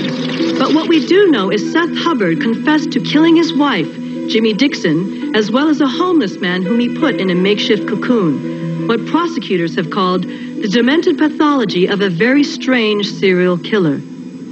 Colin Wales was free. Free to mourn the friend he'd lost. Free to go on with his life.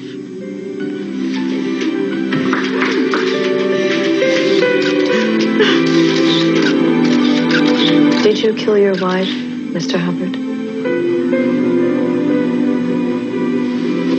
She's free. And that's the final word.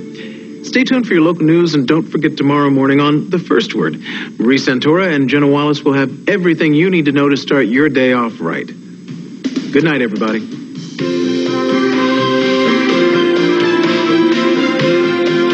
The Final Word is brought to you by the Simpkins Group, insuring families for over 75 years, and by the Sanford Corporation, investments for a lifetime. Stay tuned now for your local news. You're hot. You're hungry. You're unhappy. Do I look fat?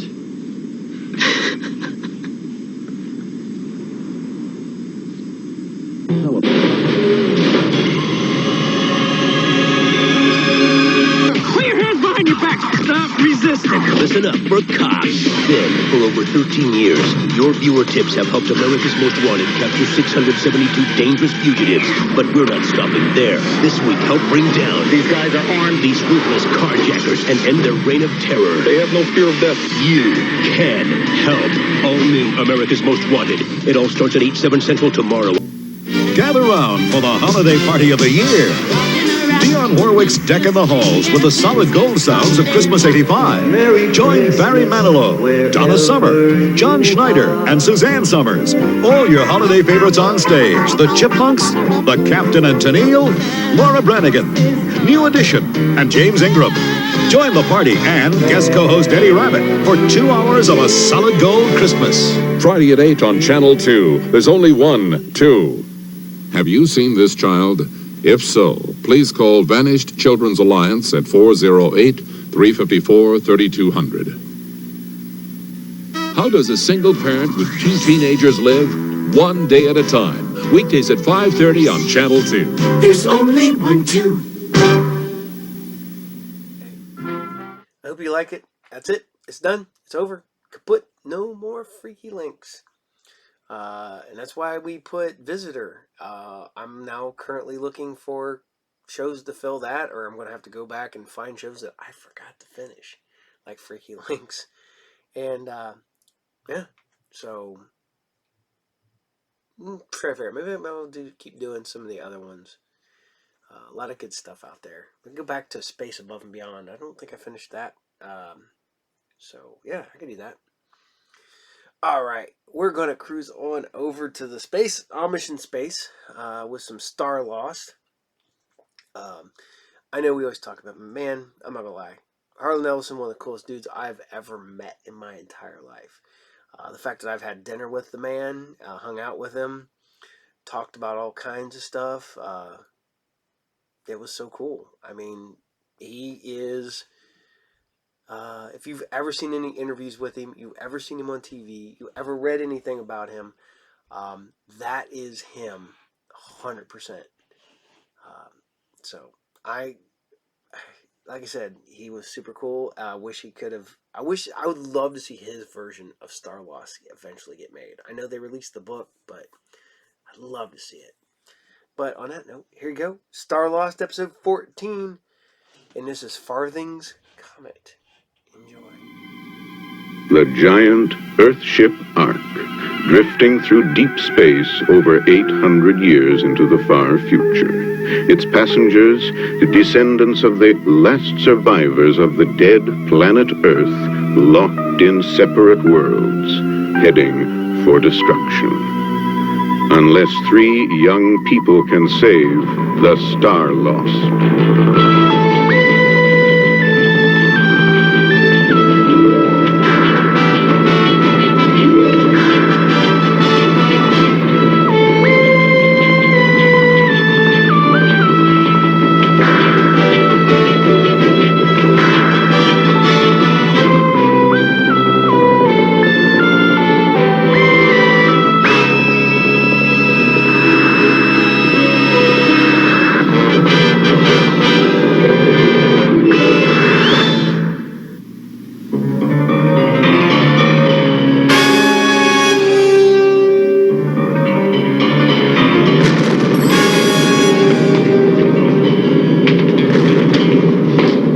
Being attacked. What is it? I don't know. The sphere projector. Come on.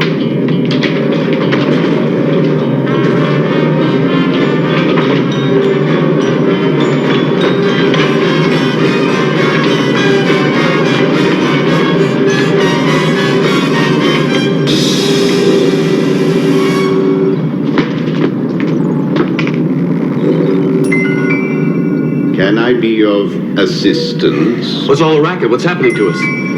The Ark is undergoing external attack. Who's attacking the Ark? Source not known. Are we in danger? Not programmed to give security answers. Then who is authorized to answer security questions? Director of Security or Chief Astronomer. How do we contact Director of Security? Director of Security available only through appointment. Well, what about the chief astronomer? Dr. Linus Farthing, Chief Astronomer, located in Aft Astronomy Module. Communications Code 226-45-41-03. Will he explain what's happening? Your question does not register. Classified as security. Can I be of assistance?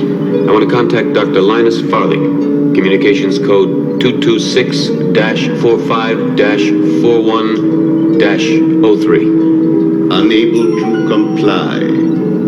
Astronomy module personnel operative. Cannot be disturbed. Well, at least we know there's someone there. We better get to them quickly before we're blown apart. Listen to that racket. Sounds like a giant cannon being fired. Directions to aft astronomy module. Request granted. Directions now being displayed. Okay, come on. It's not very far from here.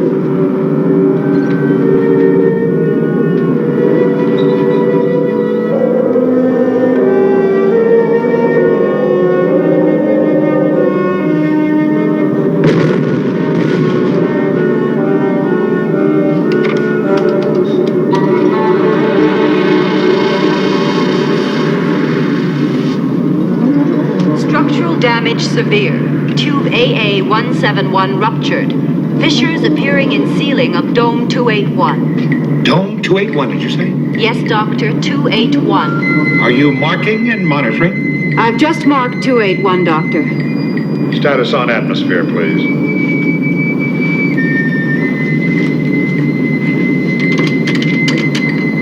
Atmosphere stable, with exception to those areas reporting ruptures to both primary and secondary walls. Maintain red monitoring mode. Abort reporting cycle if situation deteriorates. Understood. Understood, Doctor. Doctor? Excuse me. Yes, what is it? I wonder if I could have a word with you. No, you may not have a word with me. If there's one... Huh? Who let you in here in the first place? Nobody let us in. We let ourselves in. Well, you could just let yourself right straight back out again. Didn't you see the red light? Yes, but... Now look, Doctor... No, don't look me. My name is Farthing, Dr. Linus Farthing, and what I say goes around here, and I say, you go. Dr. Farthing, we can't go because we have no place to go to. We need your help. Need my what? I said we need your help. Something's happening to the Ark. Yes. Let me show you something.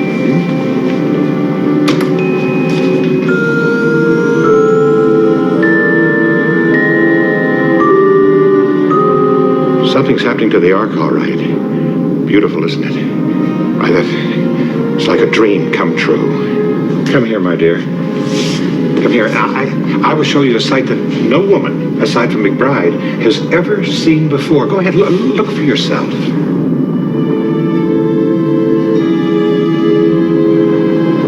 It's incredible. You don't know what it is, do you? You two. Come here, take a look.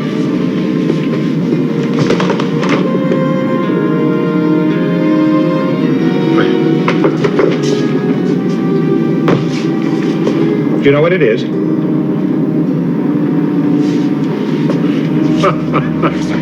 What you three have just witnessed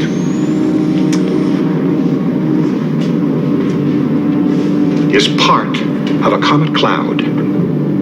As the Ark approaches the nucleus of that comet at a speed of 60,000 miles a second, well, as it approaches, it is being bombarded by the outer particles. So we're not being attacked by aliens, eh? Attacked? Who said they're not being attacked? Well, we could hear the banging and we felt the Ark shake. We just assumed we were being attacked by someone. Oh, you assumed, did you? You know, you don't know the first thing about science, do you? Doctor, we don't have the time for a scientific lecture. We came here for help. What kind of help? Any kind of help. We have been trying to get the Ark back on course. Noble as your motives may be, they are about as useless as a feather floating in space. Nothing. I repeat that. Nothing can be done to save the Ark. Are you saying we're finished? There's no hope? Precisely, my boy. It's going to happen very quickly, and when it does, it's going to happen so fast you won't even know what hit you. Be quite painless, I assure you. But first, you'll be able to witness the astronomical extravaganza of the millennium. What are you talking about? I'll show you. You were looking right at it, but obviously it didn't register. You see these things coming at us? Well, they vary in size from a grain of sand to, 15 or 20 feet in diameter. That's what's hitting us now.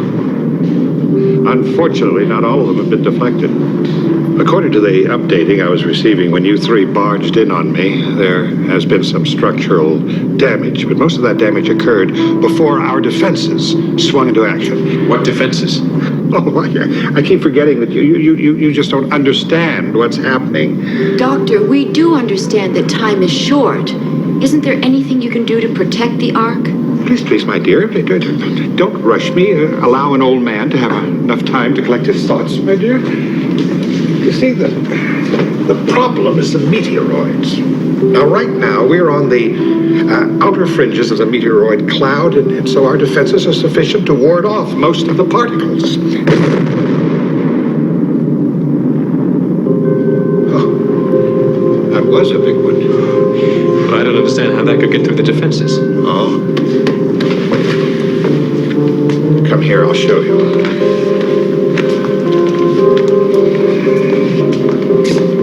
Now listen carefully. This is the Ark. You see this thing in front? That's the Ark's defense shield. Now, that's designed to ward off anything that might strike the Ark, and so far it's worked. Why is it working now? Because we've never been in a situation like this before. That's why. You see, all those particles are being deflected by this shield. Because the shield is not operating at full capacity, unfortunately, and some of the particles are getting past the shield, striking the Ark back here, where we are. Oh, it's really quite simple, you see. The Ark was designed to ward off major threats, never to protect against millions of particles from a swarm of meteoroids. Listen, the pounding's getting worse. Doctor, you must have known that this comet cloud was a potential danger. Of course I knew it. I've known about the comet for years.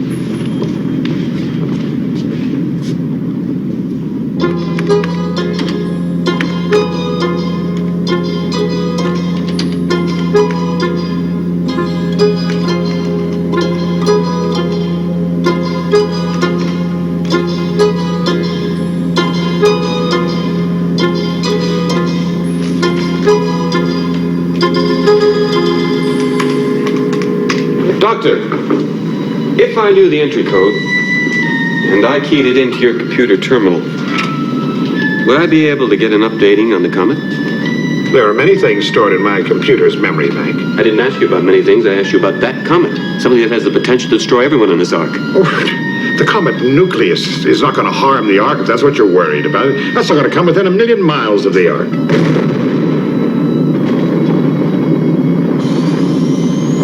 Are you all right? Yes. You realize I'm the very first astronomer to come this close to a comet? Well, that's like saying you're the first man to look down the barrel of a gun. Only we're stupid enough to keep on looking down the barrel while someone at the other end pulls the trigger. Oh, not stupid, dear boy, not stupid. Persevering, perhaps, but never stupid. Doctor, answer my question. Why is the Ark on the same course as that comet? Oh? It's not just chance, is it? What are you trying to say? What I'm trying to say, Doctor, is that you or someone had a hand in putting this Ark on the same course with that cloud. That's preposterous. It's what, Doctor? You know, for someone who has absolutely no knowledge of science or astronomy, you are a very perceptive young man. Doctor, what did you do? All I did was arrange to bring this Ark on a course with the comet, so I could observe and record it. You mean you were actually able to change the Ark's course? How? I've been working on this thing for years. All the background data is right in my computer. And the more I studied it, the more I became fascinated with the possibility of being the very first astronomer to observe a comet nucleus firsthand. How did you get the Ark this close? Didn't you realize the danger? It took me years to devise a formula accurate enough to bring this Ark on course with the comet. All I did was fire the reactors for a couple of seconds, that's it, just a snap. You fired the reactors? I think you misunderstand. What I was referring to were the auxiliary astronomy and navigational reactors. Well, who cares what you call them? They're still reactors, aren't they? Wait a minute. Do you actually mean that there are other reactors? I believe that's what I said. Yeah. Well, then the search is over, isn't it? Yes, it could be. McBride reporting, Dr. Farthing. Do you receive me? McBride, update! Fissures reported from Dome. Emergency!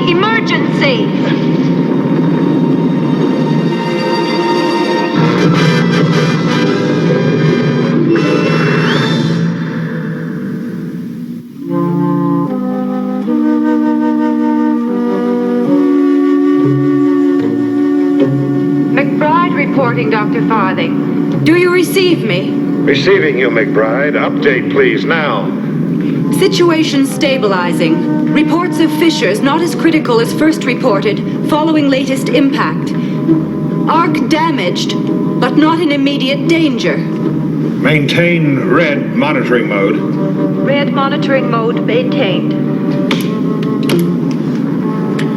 Dr. Farthing. Don't interrupt, I'm busy. I have to interrupt you, Doctor. You're persistent, aren't you?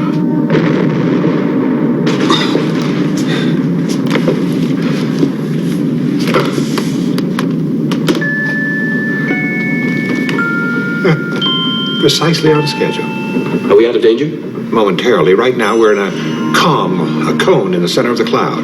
What'll happen when we come out of it? It'll make what we've just been through seem like child's play. Frankly, I'm not sure the Ark can withstand it. How much time do we have?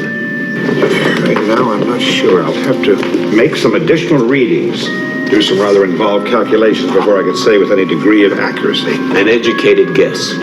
Scientists don't guess. Be the first. 3-4 hours. Why are you so interested in a precise time? Doctor, what would happen if you plotted a correctional course on your computer terminal, fired your auxiliary reactors so to move the ship away from the comet cloud? You can fire them in here, can't you? Why would I want to do that? Doctor, you're not answering my question. Can you fire from within this module? The firing console is right over there.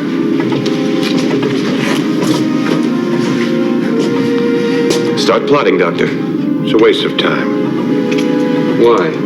The reactors will not fire. They have to be replaced or repaired. It is simple as that. Well, replacement is certainly out of the question. How can it be repaired? From the outside. Do you know how to do it? Look here, I'm a scientist, not a repair man. Don't you think I would have done it if I knew how or had the help? But it is possible to repair the mechanism. Oh, I suppose so. Anything's possible. Actually, I never thought about it because, well, McBride and I are the only people left here in the module. It takes 3 people to operate that craft. What does McBride do? Is she an astronomer, too? Oh, she's my right arm. She's my systems engineer and senior programmer. She's an engineer? Well, she could help fix the mechanism. It takes 3 people in the ASC, and somebody has to stay here and monitor the data. Well, what's an ASC? It's an astronomy service craft.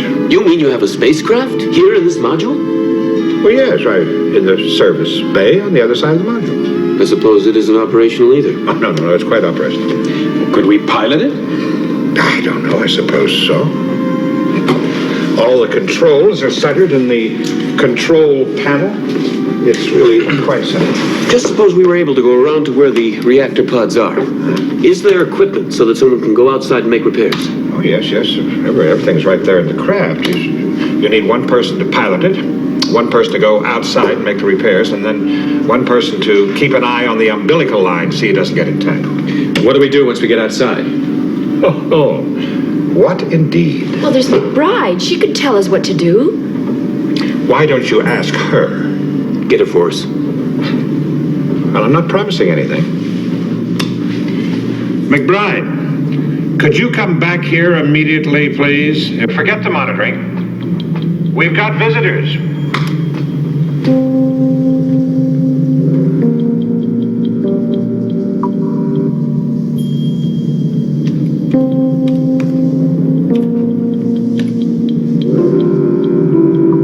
Oh, over here, McBride.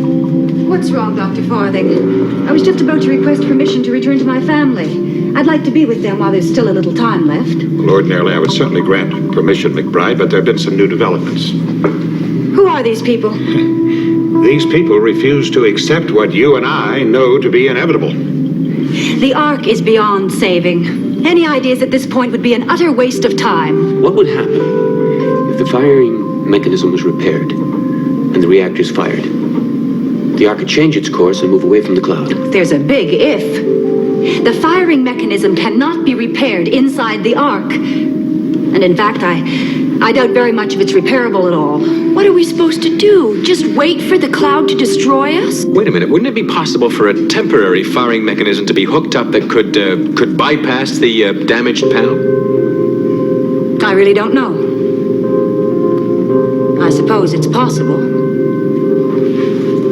Let's say that I designed a temporary firing device that would bypass the control panels. Let's say you and your friends went out into the ASC and managed to get to the reactors and were able to follow my instructions and rig up a temporary firing service. Now, what would happen if time ran out before you got back into the Ark? We could not fire those reactors with you three in the ASC. Why not? Because you'd be blown to smithereens by the blast from the reactors. Well, then we're just going to have to try, because we're going to be blown to smithereens by that comet out there.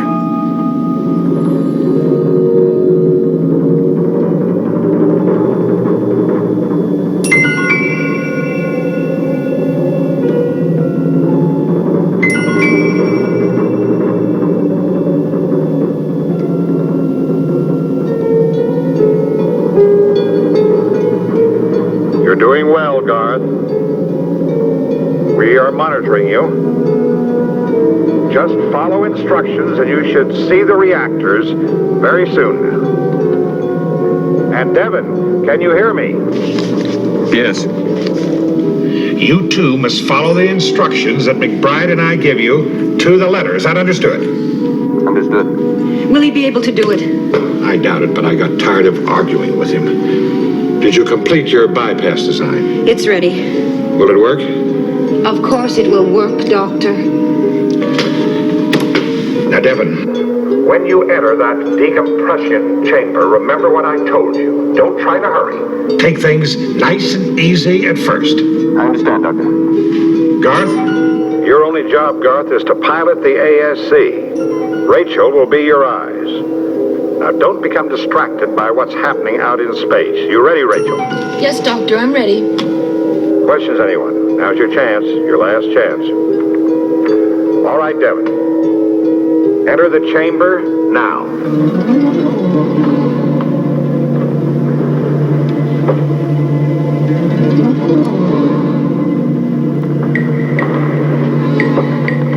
I've begun the countdown. Rachel, depressurize.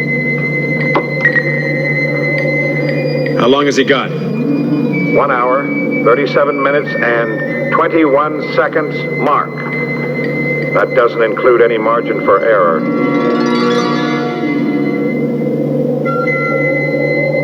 Devin, I'll be able to watch you once you exit. Now, to save time, don't try to talk or repeat my instructions unless I ask you to acknowledge. Is that understood? Understood. Good. My monitoring system shows that decompression inside the chamber is 0. Confirmed? Confirmed. All right, Devin. Open the exit hatch.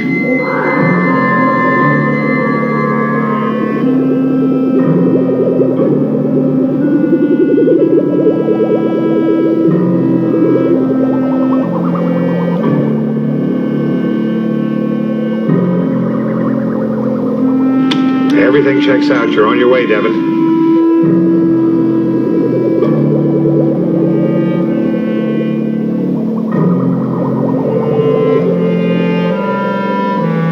Did you make sure that the umbilical cord was playing out freely? Yes. Do you want me to tug it just to make sure? Good idea. No sense worrying about it later. Rachel, keep your eye on that cord.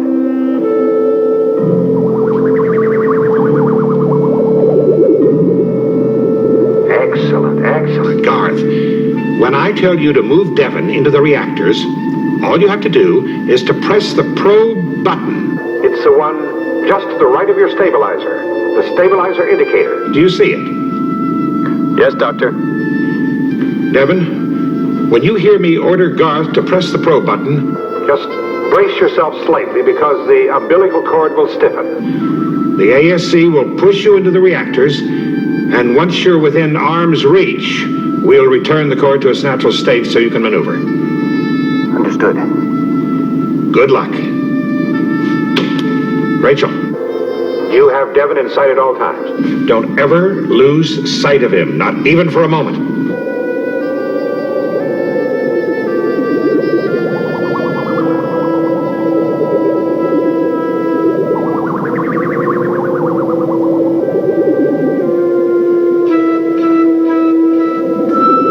A meaningless exercise. 3 foolhardy idealists fighting against fate. We're doomed, Doctor, all of us. You know that. You know, maybe I'm getting old, McBride. I'm beginning to care about those 3. Garth, I want you to swing the ASC away from the arc so that you can come in on the engines from behind. Now, set your heading to 83.4. Set now. Now, Garth, get ready to press the probe button. Ready. Now. Devin, Garth's going to begin slowly to move you in on the reactors. You're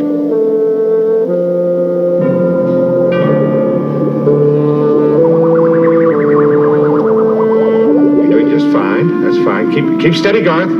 Easy now. Just a little bit more. You're almost in position. Just a little more. Is he all right? Yes.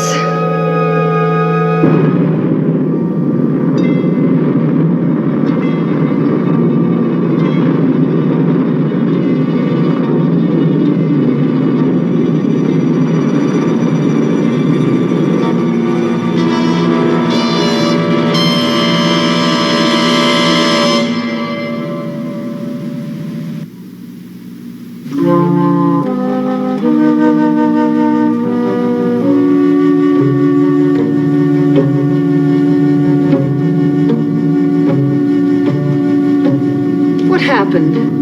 A large meteoroid must have gotten past the defenses. It struck us pretty close by. Are you all right? Yes, but what about those 3 out there? Major impact recorded at 002.67 on Bremen scale. Structural damage extensive. Domes A164 and C897 ruptured. Arc environment stabilized.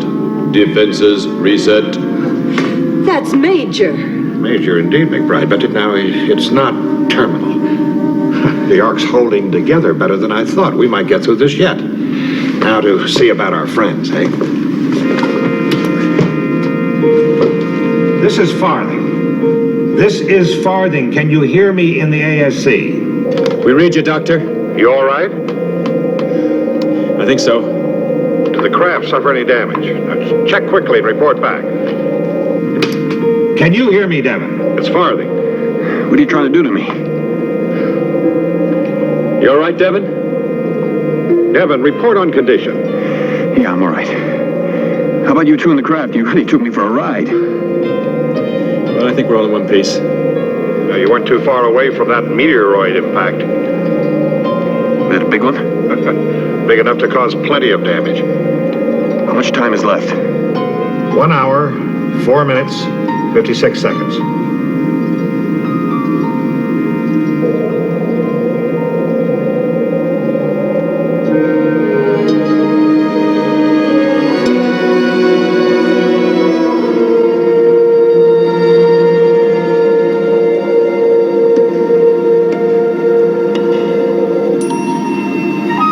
All right, McBride. I got them there. Now you tell them how to bypass that firing mechanism and get the reactors activated. McBride?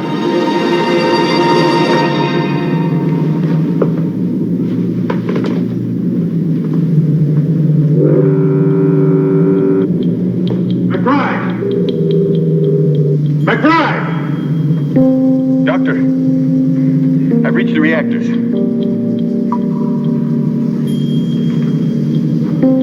Doctor? Dr. Farthing? Dr. Farthing, you there? Doctor? McBride's gone. What do you mean she's gone? Exactly what I said. Gone back to rejoin her family, I guess. Well, you just get her back here. Devon's out there floating around. I can't stop her. It's too late. What do you mean it's too late? Devon's risking his life. Now you get her back. All right, I'll see if I can contact her on the tube communication system. McBride! McBride, do you read? This is Farthing. McBride, answer on the nearest unit. McBride, do you read me? McBride, I know you're in the tube. You register on the monitor. You can hear me, McBride. I know you can. Get to a unit and acknowledge. Do you think she'll come back? She's gotta come back. Farthing. Yes, Devon. Can McBride hear me? She can if I patch you in. Do it. McBride, this is Devon. I need your help. I'm at the reactors. What do I do, McBride? The lives of everyone on this Ark, including those whom you love most, are in your hands. Now, I can fix these reactors if you tell me what to do. The Ark will be saved from the comet cloud. It's up to you. Help me.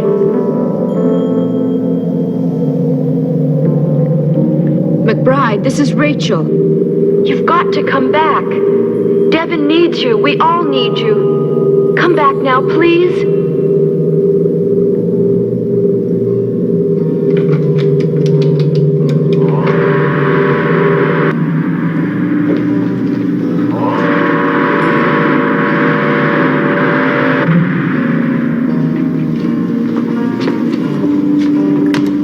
Devon, McBride's back. Are you ready? I'm ready, Doctor.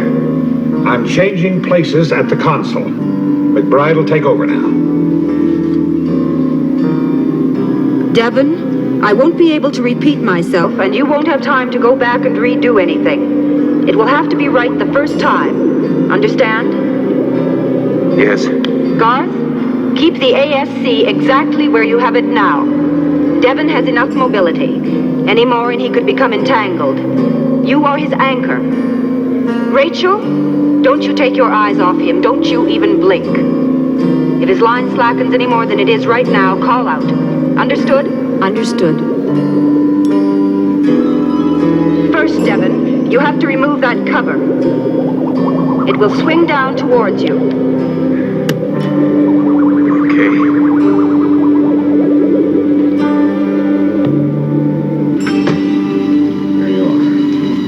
How are we doing?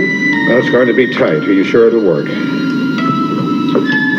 All right, McBride, don't go crawling back into your shell again just because I dared to question something you were doing. You're not infallible, you know. I don't appreciate your implications. I wasn't implying anything. I simply asked you, will it work? Well, I know what I'm doing. You haven't answered my question. If Devon follows your instructions, will it work? Let's get something straight once and for all, Doctor. I know what I'm doing. A lot more than I can say for you sometimes. Just what is that supposed to mean? So, the great Dr. Linus Farthing doesn't like to have his professional conduct questioned. How does it feel, Doctor? Oh, McBride, there you go again. I tell you it every time anybody dares to question something that you say or do, you fly to the fence by taking the question, turning it around, and questioning the questioner. That is typical.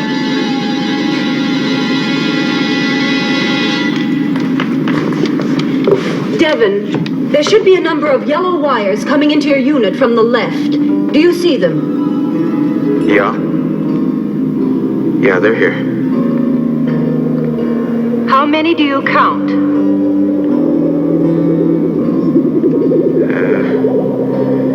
8. To the right of the wires, you will see 4 connectors. Remove the 2 red ones. They pull straight out. Do not remove the blue ones. You resent anyone questioning you, don't you, Doctor? Resent it? Of course I don't resent it. Matter of fact, I don't resent any well-founded question. I rather welcome it. What I do resent is someone taking one of my questions, turning it around, and using it as a point of attack. That is the kind... Forget it. No, we won't forget it, Doctor. You told me not to crawl into my shell, but this is precisely what you're doing. That is enough. I will not be party to any bickering. I am not bickering, Doctor. I am simply replying to the initial question which you asked me, which did cast some doubt over my professional ability. McBride, you're infuriating. Any problems? No. It's just that everything seems to take longer out here. Well, don't worry. You're doing just fine. Okay. Now what?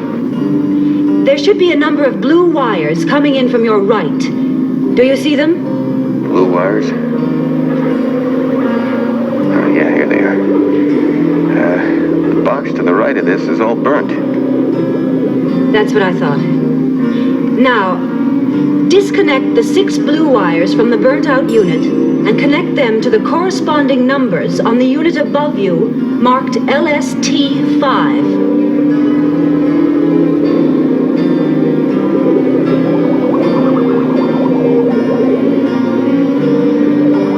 Much longer? No.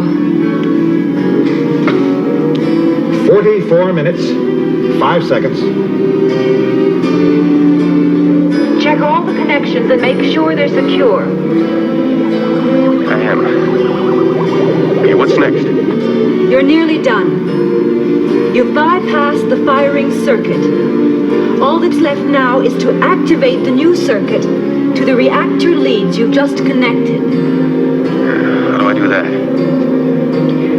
Throw the control lever at the bottom of the panel. Okay.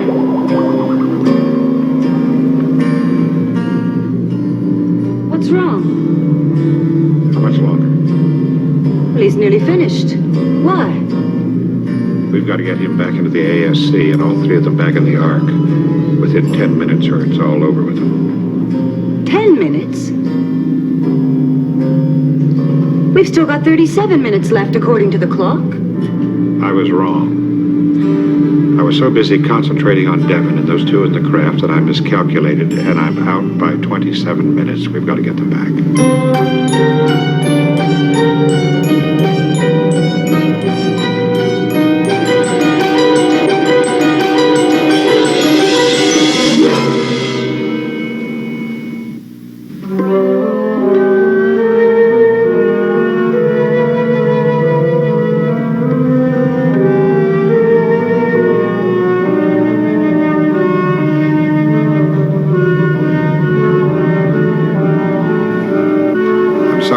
It's not like me to make stupid mistakes. That's all right, Doctor. A human error. I wasted 12 minutes back in the tube tunnel. Devon? Yes? Close the hatch.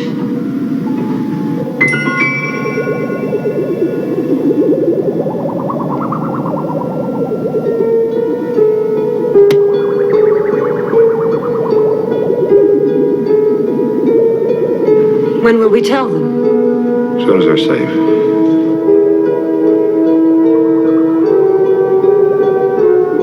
Now let's get you back to the ASC. All right, I'll take over, McBride.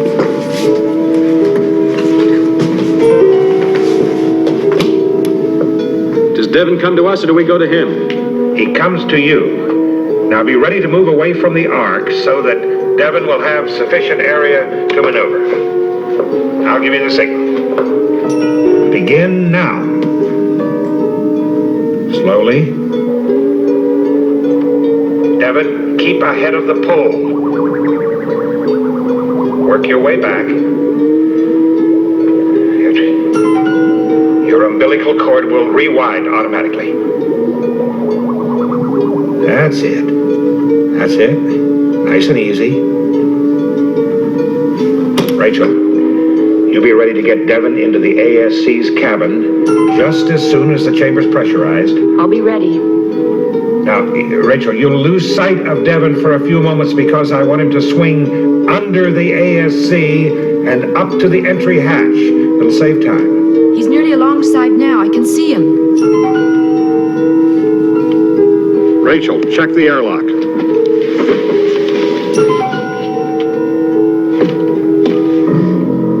Dr. Farthing, it won't pressurize. What do you mean it won't pressurize? Hey! What are you doing in there? You almost ran me down. What's going on? Rachel says the airlock seal won't pressurize. Well, what is it, Rachel? I don't know. Maybe the seal's broken. Can you see what's wrong, Garth? No, she's right. It still won't pressurize. It must have happened when we were thrown around.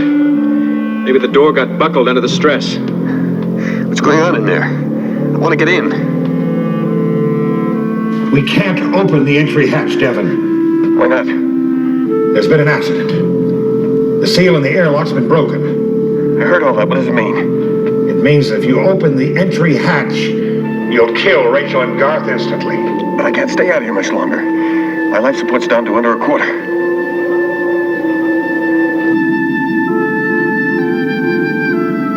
You have 9 minutes, precisely.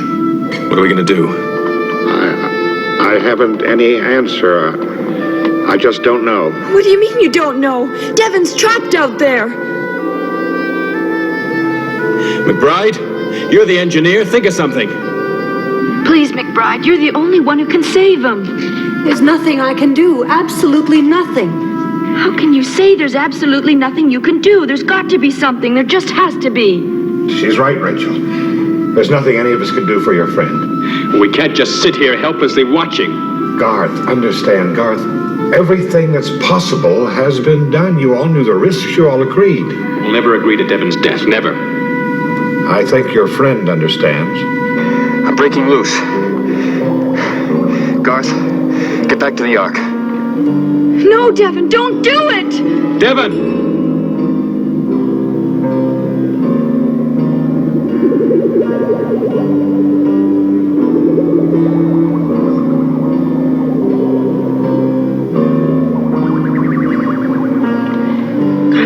Do something. We can't just sit here.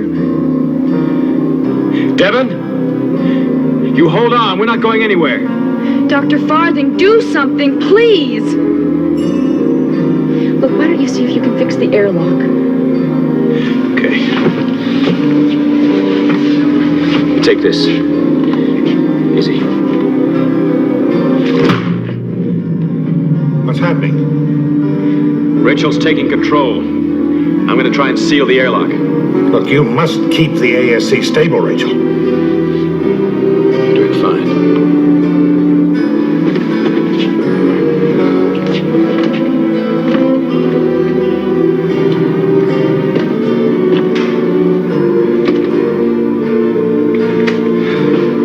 It's no use. Has he disconnected yet? I don't think so. I've got an idea. It might not work, but it's worth a try. Devon, don't disconnect. Repeat, do not disconnect. Now, Garth, are you willing to try something? Anything. It might be tricky, and it could be dangerous for you and Rachel. But will it help Devon? I don't know. It might. We'll do it. I can't see Devon's line clearly on the screen. How is it?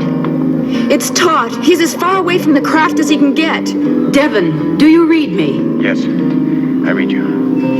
Keep your distance from the craft and move out in front. What for? If your line is in a probe attitude, the ASC could push you right into the dock port. Once you're in, the dock port could be pressurized, and you all could leave and enter the Ark safely.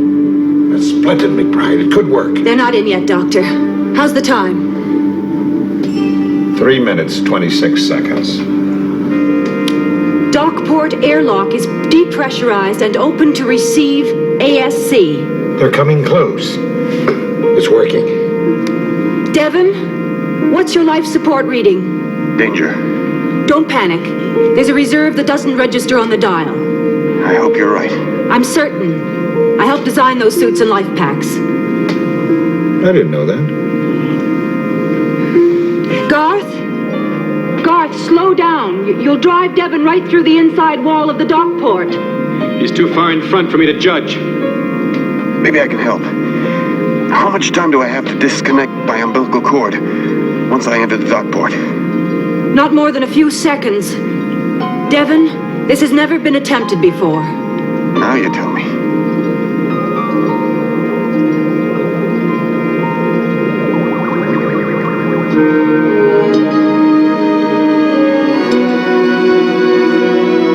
He'll never make it. There just isn't time.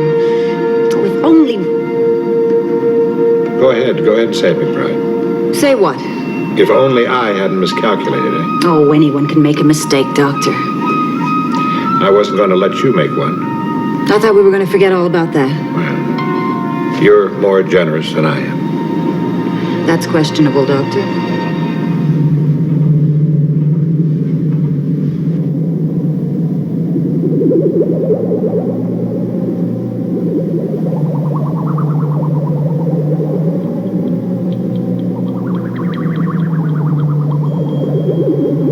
We'll give them one more minute. We'll fire the reactors if we have to, even if it means their destruction. We can't lose them now. They're so close. We haven't got much choice.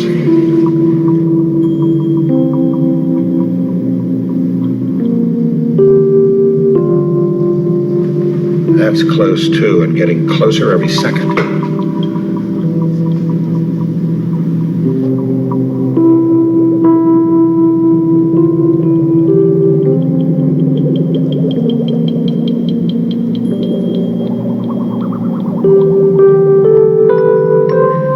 At the far end of the dock port.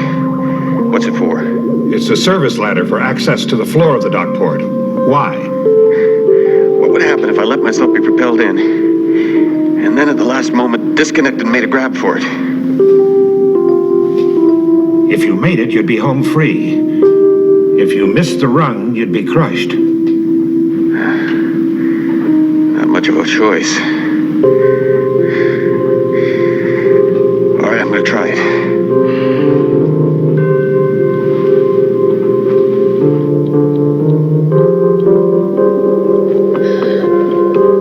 Devon's disappeared. I can't see him anymore. Wait a minute, I'll reverse.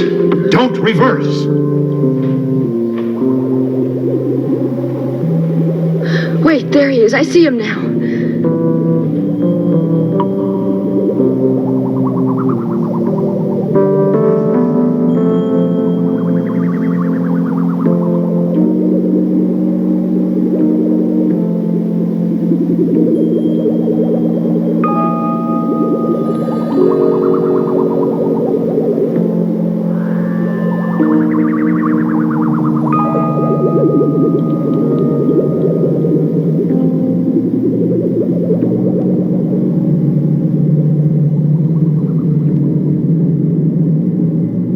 Minute, 58 seconds.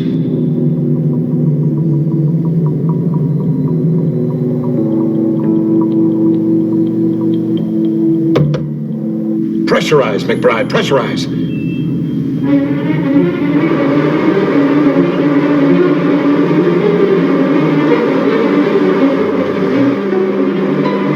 It's safe for you to leave. Now, don't waste a moment.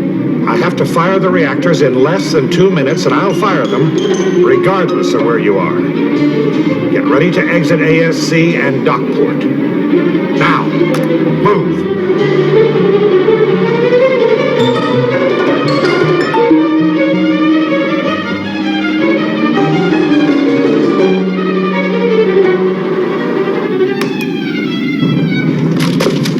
Hang on.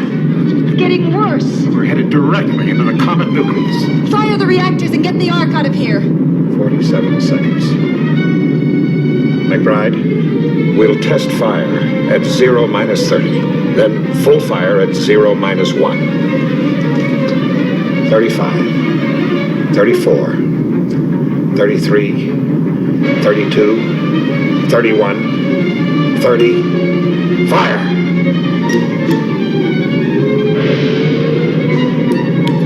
Test fire, McBride, test fire! Test affirmative. All right, McBride, get ready. Don't fail us this time.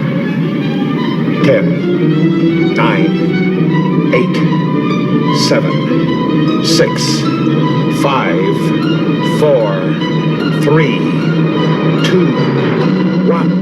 Fire!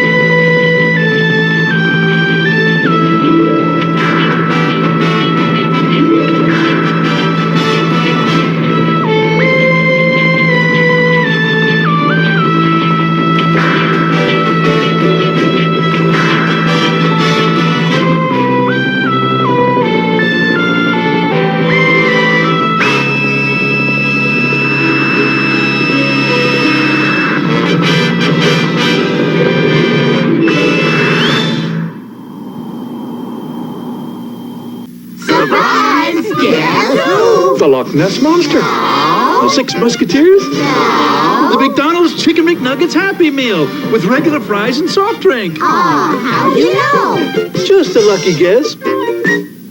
I'm calling this for Santa. You get one of 4 Santa Claus coloring or storybooks when you buy McDonald's Happy Meal featuring Santa Claus the movie. Think Santa will like it? Nah, he'll love it. McDonald's Happy Meal featuring Santa Claus coloring or storybooks. Tonight on One Day at a Time. You gotta find us a lead singer. Julie makes her singing debut thanks to Barbara. How about Julie? Me? And I'll never leave. I'll never leave. Even if I could. But her new career touches off a battle royal over a boy in the band. Who's going to win his heart? Find out when the Bay Area's best lineup starts at 5:30 with One Day at a Time. Tonight on Channel 2. There's only one, 2. Last week, I took a return to Oro. That is return of Oro. That was a blotch on my part.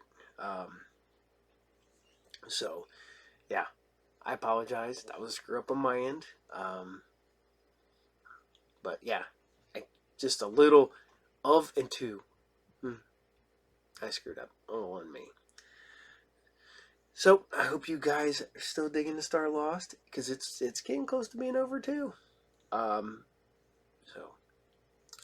But we're going to go to one of the best. It had the potential to be really, really good. Good actors, good idea for a plot.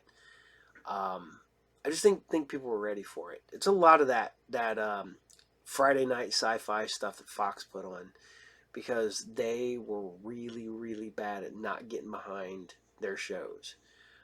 They got behind X-Files, of course, and they got behind Millennium for quite a while. But most series got a season, if you were lucky, maybe 2, you know. I just think that they dropped the ball on so much good sci-fi. Fox was bad. Of course, NBC, CBS, and ABC were horrible at dropping sci-fi. Except for unless that show had Quantum in the title, like Quantum Leap, which NBC has brought back, which I've not watched the first episode. I don't know. I haven't been able to bring myself to watch it, but you know, I've talked to people who love it, and I've talked to people who went, yeah, it's okay, and talked to people who were like, I watched the first couple episodes and couldn't get into it, and I walked away. So I don't know. But here you guys go. This is The Visitor, and last week was episode 0 because it was a pilot. This is episode 1, and this is Fear of Flying. 50 years ago, Navy pilot Adam MacArthur was abducted by aliens. Now, he's returned with an incredible mission. Things are happening. Things that could affect the course of history. And I have to interfere before it's too late. We've got a breach. Shut it down! Now! All life is connected. Just have to open your eyes. We need him alive. We just need him.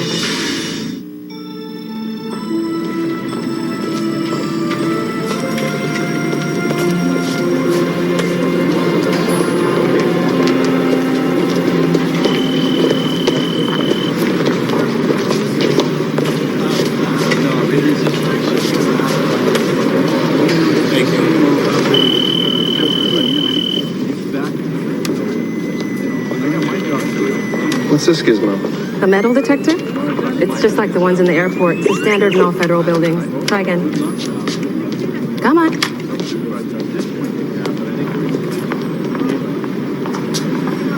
Come on.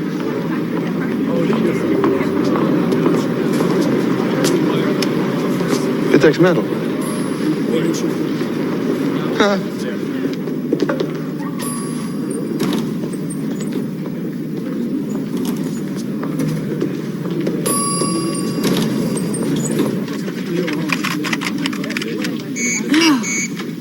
See you after lunch?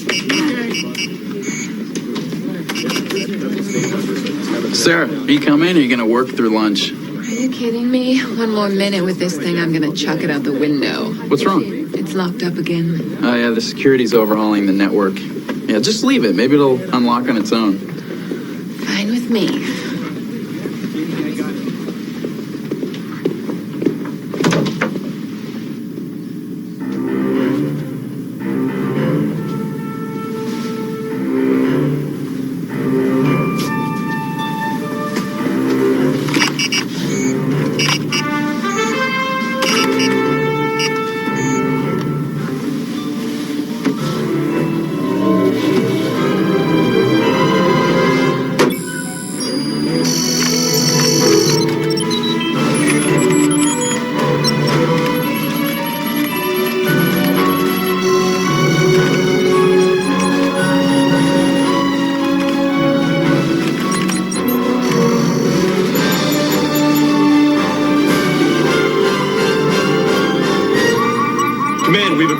Snail file Zebra 9 are in the NSA subsystem. We are tracking now.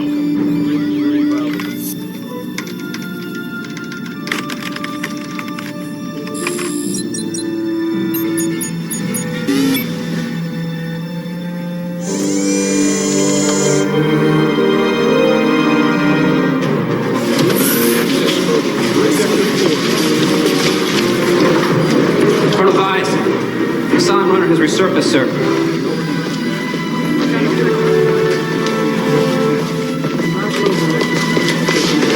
We have a trace? He's not calling in from a telephone, sir. He's attempting to access the files from inside our net. He must be inside a federal building.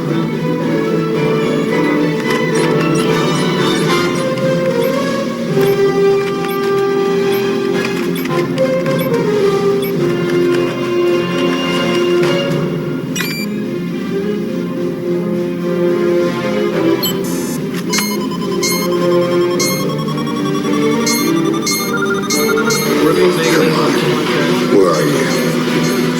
Where are you? We got him, sir.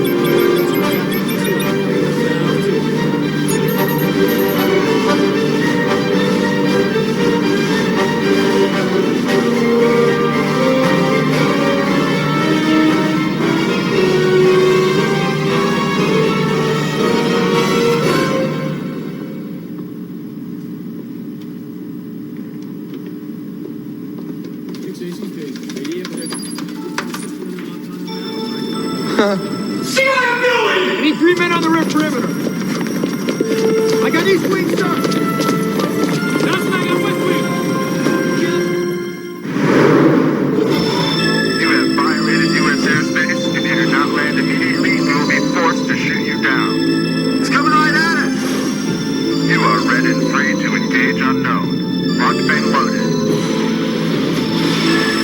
It's a hit! What did you see? Unidentified, sir.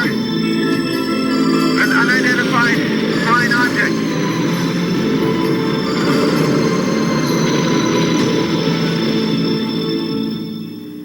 You were sent to investigate an illegal entry over United States airspace. All you come back with is a dead suspect. But wait, it turns out he's not dead. In fact, here he is, breaking into a federal building. I can explain. I am salivating with anticipation. What do we know? We know that a craft that was faster and more maneuverable than anything we've ever seen illegally entered the U.S. airspace. Shot down, it crashed in the mountains of Utah and self-destructed without leaving a trace behind. Or so Colonel Bice and the NSA would like us to believe. Exactly. The only identifying marks at the scene are the fingerprints of a U.S. pilot who disappeared over the Bermuda Triangle 50 years ago. Yet another file sealed, classified by the good old NS of A. Okay, I'll bite. What's the NSA hiding? The suspect told witnesses of having escaped his captors who had conducted experiments on him. And when we finally found our suspect, Colonel Vise was more interested in killing him than questioning him. What are you suggesting? What if they created the perfect terrorist, gave him new technologies, special training, new identity? Artificial fingerprints, cosmetic surgery, nothing to it. Why choose this, Adam MacArthur? What's the point? Disinformation. The story of a man who disappeared in a Bermuda Triangle would spawn 100 crackpot theories. I don't know about this. But you know the NSA. What is he doing, Wilcox? In a federal building? That's what we'd like to find out, sir. We'd like to stay on this case. Well, you guys better come up with some evidence fast, or I'm tossing this thing down to those 2 clowns in the basement.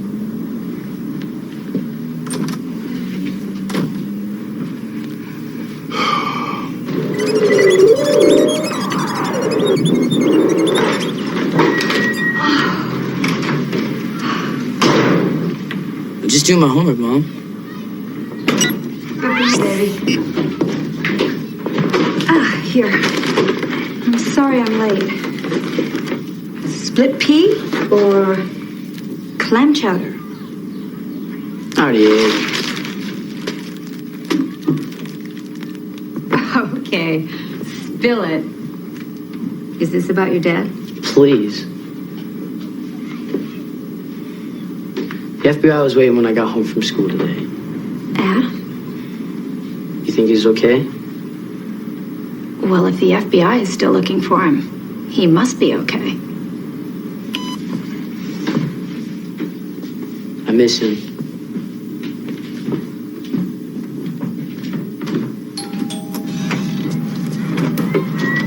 Good afternoon, Mrs. Walden. For you. Oh my gosh. Who's it from? The card's usually inside. Hey, have a good day then.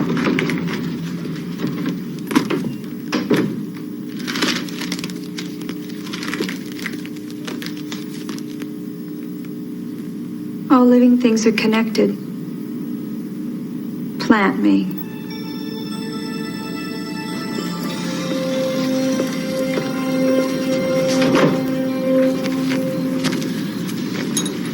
Oh, damn. Okay, where are we gonna put you, huh, fella?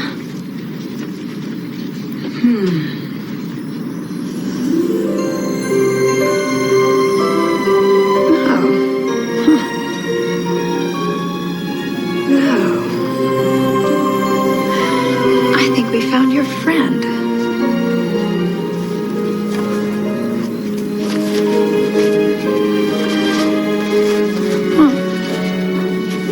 What exactly was on that disc? Personnel records, civilians. He broke into the NSA mainframe, downloaded several hundred records. What did he want with those records? Clearly, those are the people that he's targeting. Well, can't we just put a watch on all the people in the file? There's over 200,000 people. We don't know which ones he downloaded. And you're sure that he's a silent runner? Is there something about this case you're not telling me? What on earth would give you that idea? All right, stay on him, Vice. Vice, I want him alive. Do not go turning this into something personal.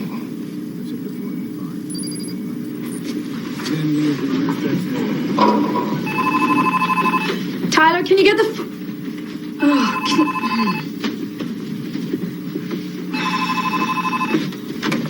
Yeah, hello? It's me. Oh. How are you?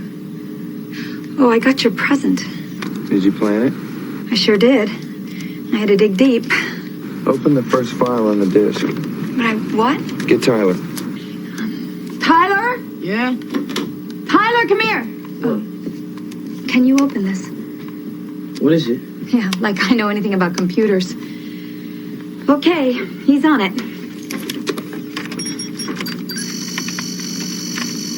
Wait a minute. This is stuff Adam stole. Is that Adam? Yeah. Let me talk to him. Hey, how's it going? Good. Tyler, read me the first name and address on the disk. Okay. Louis Faraday, 3304 Griffin Street, Pocatello, Idaho. Okay, tell your mom to send the disk to me at that address, okay? Yeah, sure. I gotta go. Take care. Wait, I want to talk to you.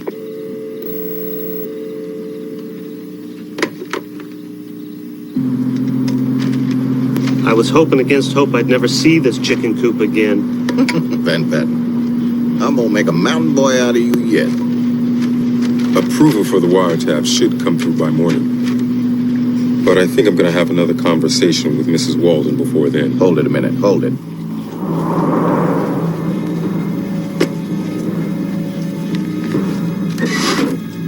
Look like old Lady Luck just came a calling.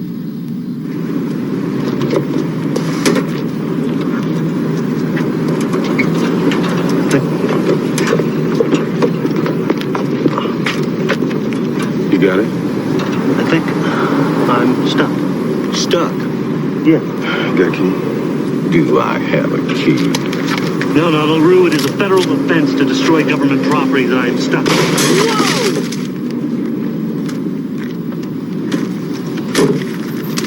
Well, what do we have here? Seems our boy just mailed a letter to our friend, Adam MacArthur.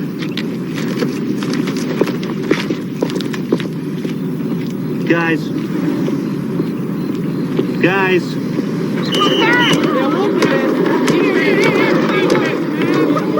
Friday. We attached the battery like you said. Can we fire her up now? Oh, sure, Michael. She should start right up. No way.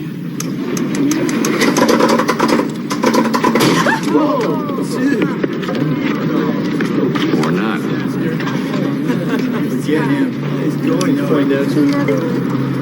Lewis. Principal Shenango, what brings you to the old mill? Let's get some air. Hey, Jeannie, I got your bike locked. How long have we known each other? Since before.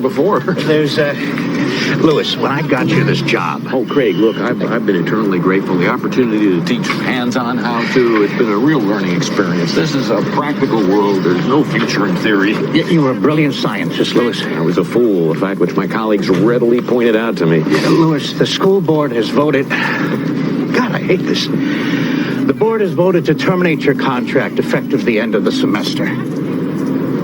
What? They feel shop is outdated. They need space for more computers.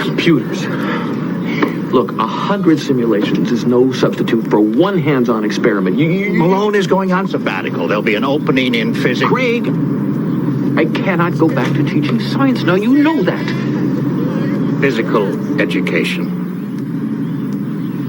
It's the best I could do. And Lewis, get rid of the booze. At least not on campus, okay?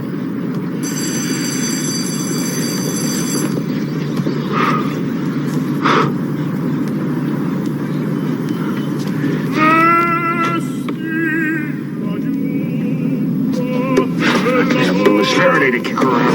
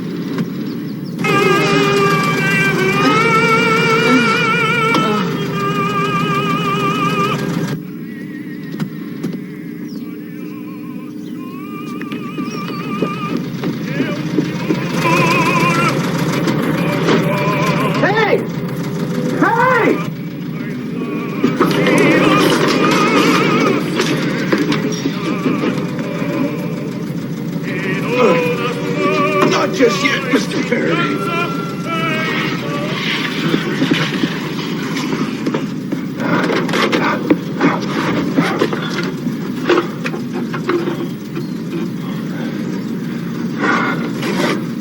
All right, breathe with me, Lewis.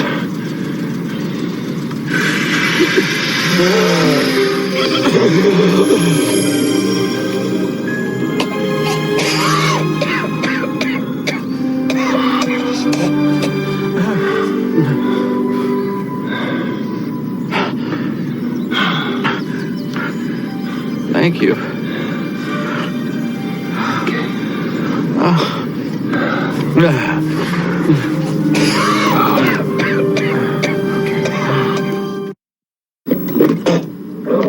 You okay?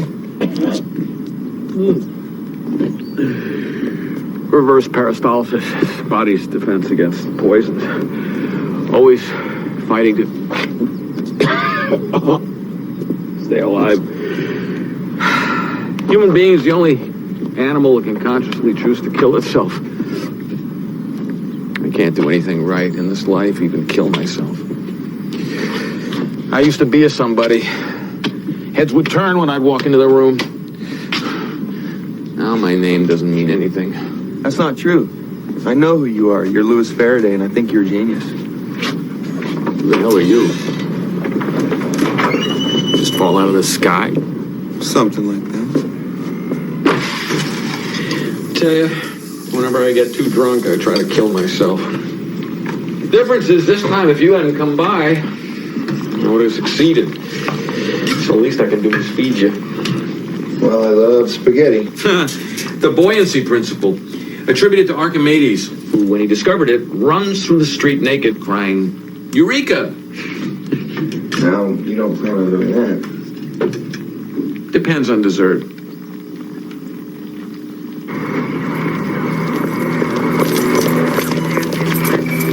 They're eating dinner. Good. Alive, gentlemen. We want them alive.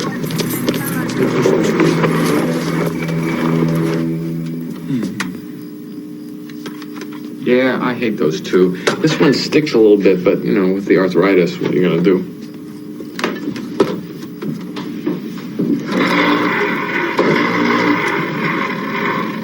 How's this gadget work? You hold it under, you press it down.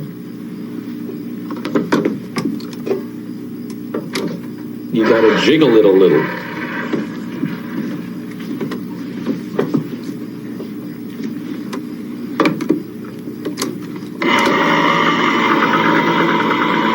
Hey! Eureka!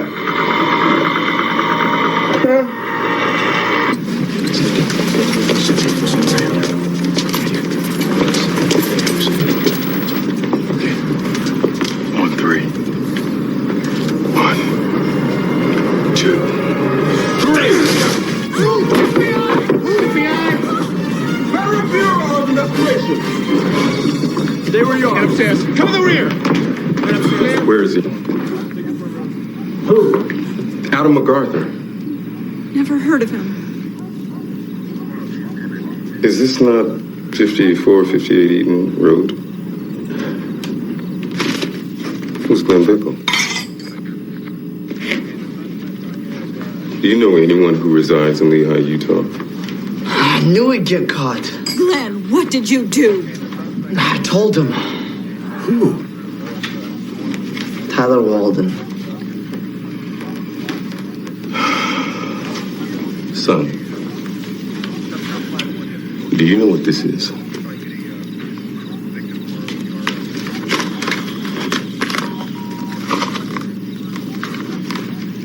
That's it. This is it. It's the new Super Mario Brothers game we pirated. Mom, can I have Glenn's room?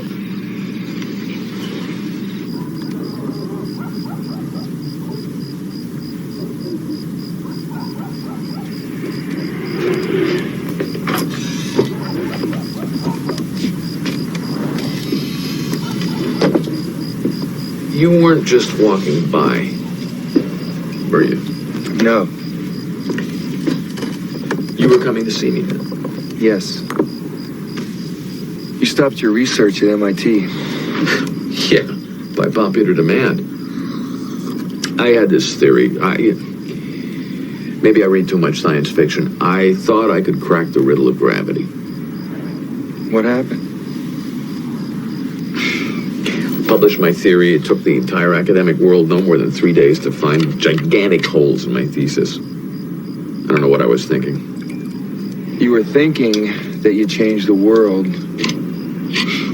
Energy, Louis. Cars, airplanes, elevators. If we don't need to lift things, we use less energy, which means we make less pollution and medicine, new ways to synthesize drugs, treat burn victims, chemistry. Louis, you changed the world. You changed destiny. I wouldn't go that far. I would.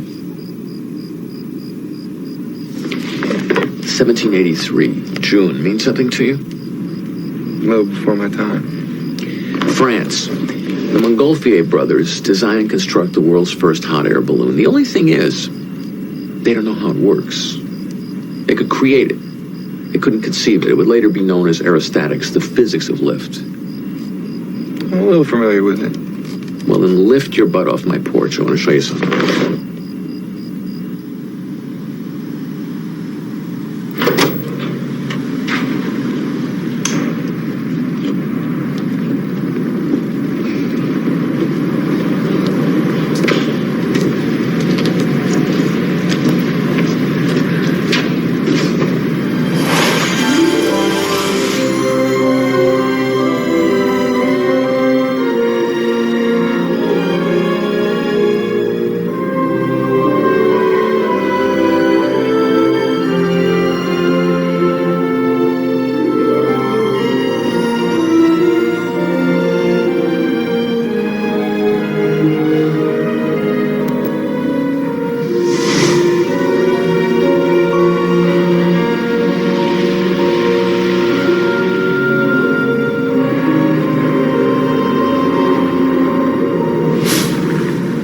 Okay? I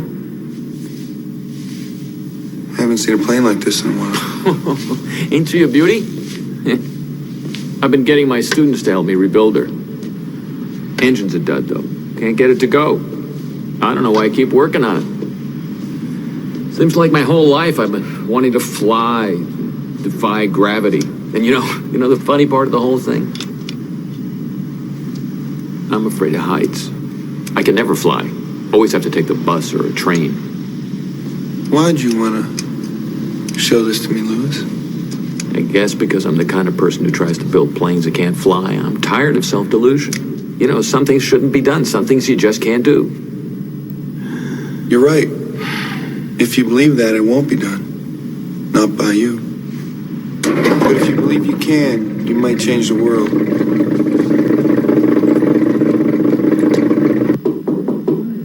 Who's there? FBI!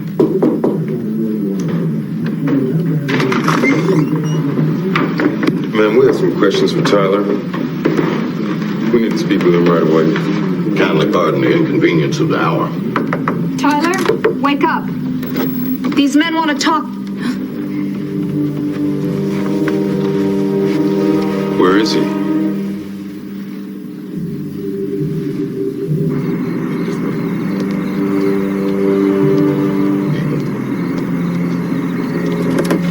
Watch your head.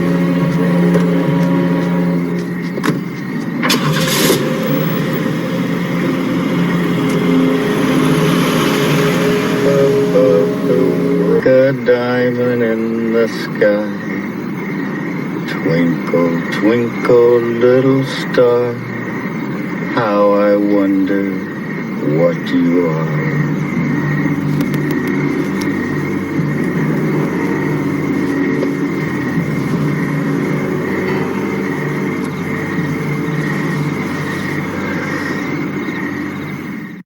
The caffeine. Just in case my research was putting you to sleep. This is great. I've spent years of my life trying to make this stuff down here work. It just isn't happening. You're on the threshold. You can't give up. My work hit a dead end. Just give it more time. It's too important. What makes you think this isn't just a gigantic waste of time? Waste of time? Watch.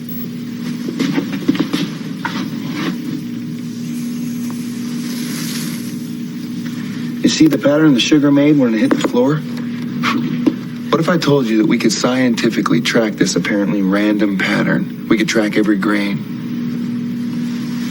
You're talking about chaos theory, the prediction of random events. You got a name for it now. Chaos, that's perfect. Now, let's go one step beyond that. What if we could use this science to predict that I would dump the sugar on the floor before I even thought of it? Then I would have told you not to do it. Look, you're pushing the envelope here. Complexity theory is not a science yet. It's a thought experiment at best. Yet. What if I told you that I could scientifically calculate the destiny of mankind? That I could mathematically compute the events of our time to predict the future? And what if I told you, Lewis, that this calculation forecasts the end of life for our entire species? But there are people, certain key people, who have an opportunity to change the future. Lewis, and you are one of those people. That's why I came here first. This all has to fall into place to start the change.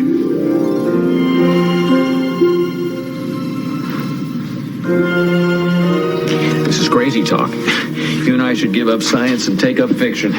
Lewis.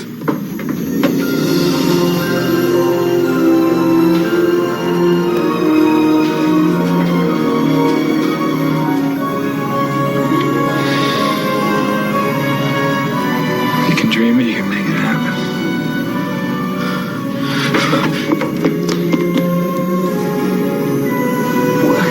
What the? Talk about getting high. Weird, but very cool.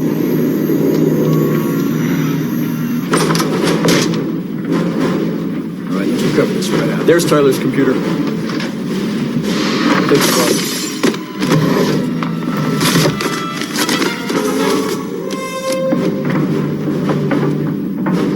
Do it.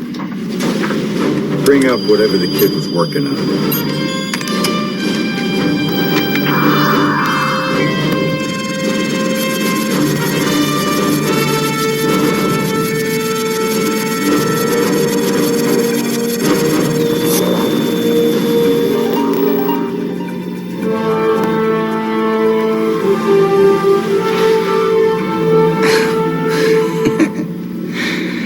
Very considerate of you, young Master Walden. Very considerate. What are you doing here, Tyler? Thought you might want this. Do you realize how many laws of physics you just broke? Well, can you go to jail for that? Submit it to a Why didn't you mail this? They never publish it. I wanted to see you. Besides, Wait. the FBI's been all over this. How did you do that? I don't know how. I just know that I can. I'm like your Montgolfier brothers. I can make it happen, but I can't conceive it. But. You think you were following? Please, those dudes couldn't catch a cold. Look. Here's the flaw in my theory. This is why what you just did is impossible. Lewis, meet my friend Tyler. Hi.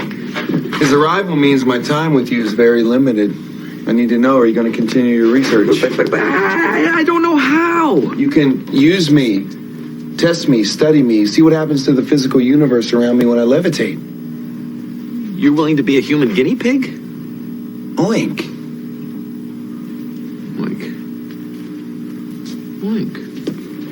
Everything I know says this shouldn't be happening. But it is. This can't be. This is amazing. Truly amazing. This can't be happening. It must be happening. It is. It's gonna take me forever to go through all this data. How does it feel? What feel? Be working on your research again. Knowing you're this close.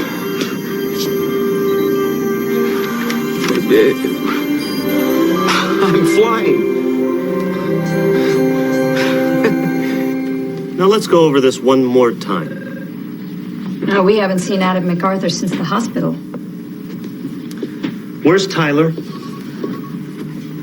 Well, he isn't with him. Then where is he? Oh, he probably went to see his father. Where is that? I don't know.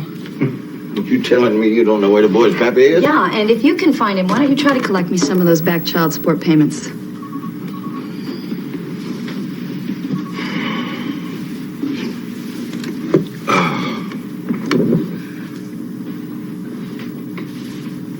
I know you think we're the bad guys. We're not. We believe Adam MacArthur is not who he pretends to be. This could be a very dangerous person.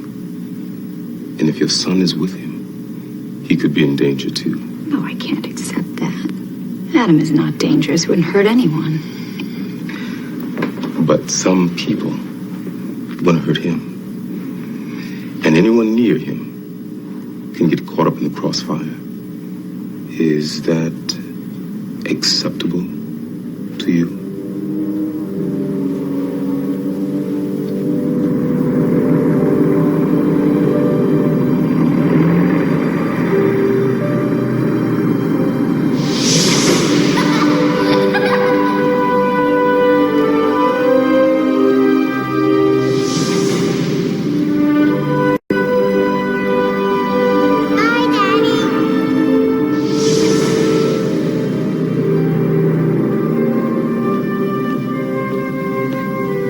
Thirsty? Thank you. How's Lewis doing? Cool. He's trying to deal with that slider you threw him. How's your mom? She know you're here? Nah, I snuck out. Tyler, how's your life? Beats the alternative. You hear from your father yet? No. Why is it so hard for families to stay together? My father hates me. No, he doesn't. Then why does a guy even have a kid if he's just gonna leave someday? Well, life's not fair. Bet you wouldn't leave. You know, just because a father isn't there doesn't mean he stops caring or thinking about his children. I didn't get to see my son grow up. Really? I never stopped loving him. Not for one moment. Yeah, but what difference does it make if he doesn't know?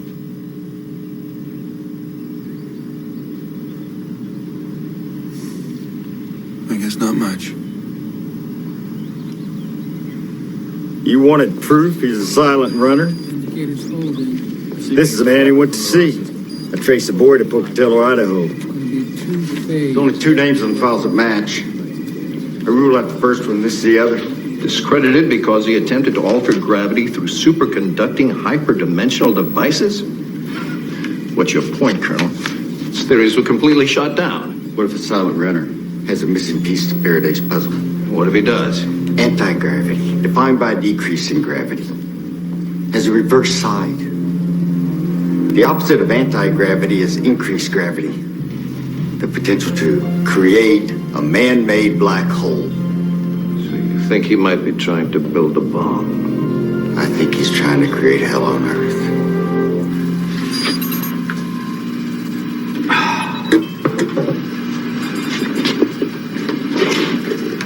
Okay, come on, baby. Show me the magic. Give Daddy the sugar.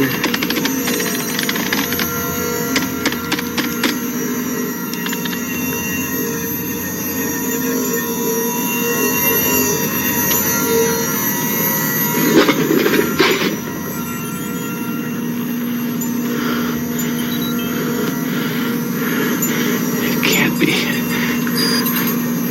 It isn't. It is. Eureka! Eureka! I had a breakthrough! Good morning! Eureka! I had a breakthrough! This is better than the buoyancy principle! Hello! Eureka!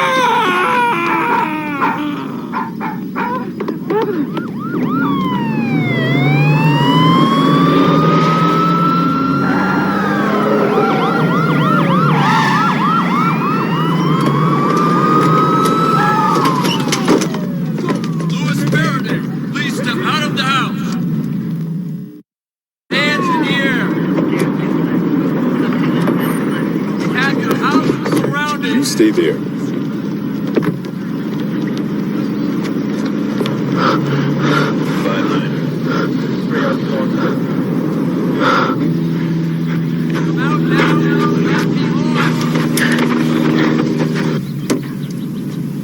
Good as new. You ever fly one of these things? Oh yeah. Hell of a ride. We gotta get you out of here. Cool as Dennis Rodman, huh? What happened to you? I had a breakthrough. I plugged the holes in my theories. Eureka! What a nut. Look, this isn't funny. The FBI and the police, they're surrounding my house. Since they're not usually interested in out-of-work school teachers, I figure they're after you. You're leaving again, aren't you? Yes. Why don't you come stay with my mom and me? I can't. I know, your mission. I was thinking, what you said about your son, maybe you could make it up to him. It's not that easy, Tyler. Well, if you can dream it, then you can do it, right?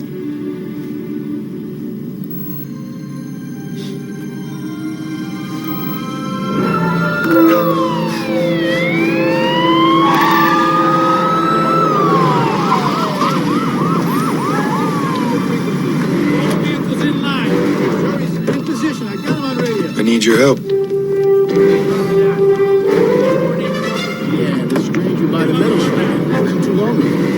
Appreciate that.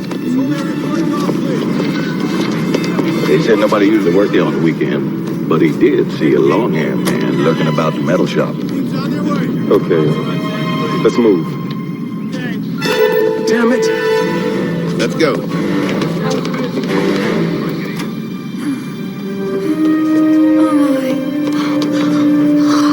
Are you okay? Yeah, Mom.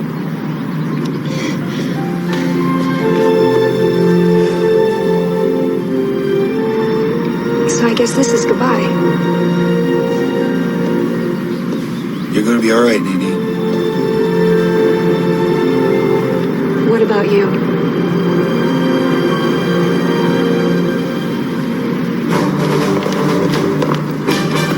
We going in?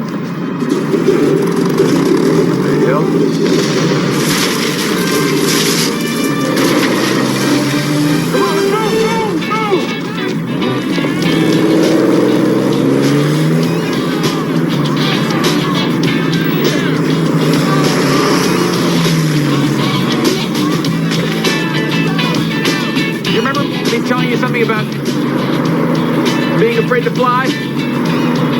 It's all in your mind. That's what I'm afraid of.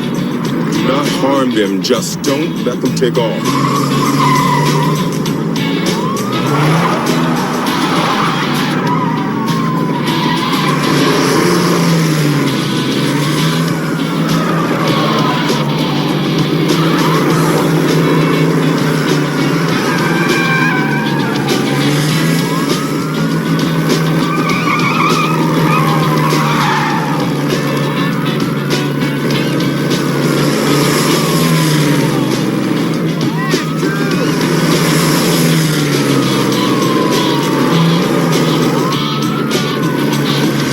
We don't have enough room left. Sure we do. Tom didn't understand. We don't have enough room to take off. Throttle to full. Throttle to full. Oh, that's easy for him to say. This isn't working. Concentrate, Lewis. What? You gotta help the plane.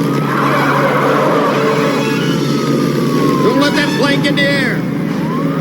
Give me that. Come on. Get out of the way, damn it. Levitation. We need to lift the plane. Concentrate, Lewis. Come on.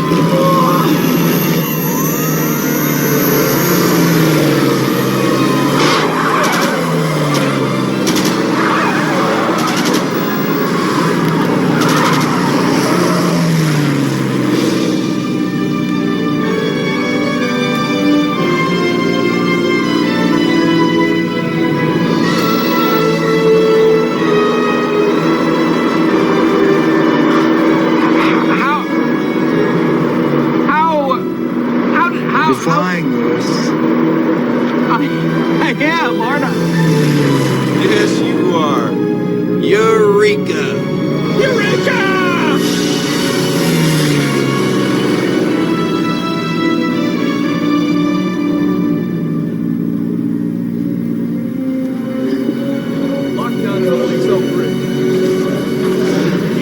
You got a visitor. Adam.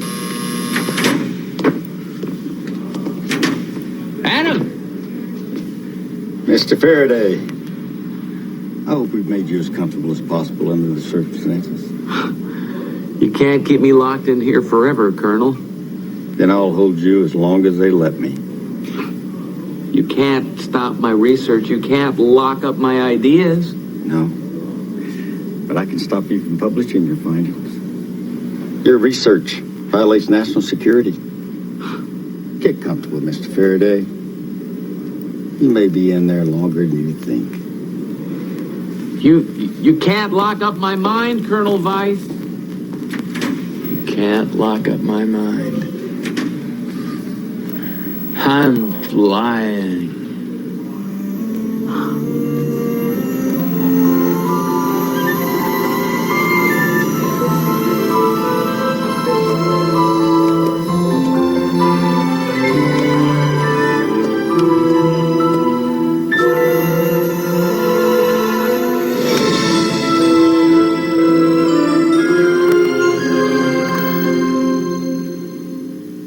Stay tuned for scenes from the next episode of The Visitor.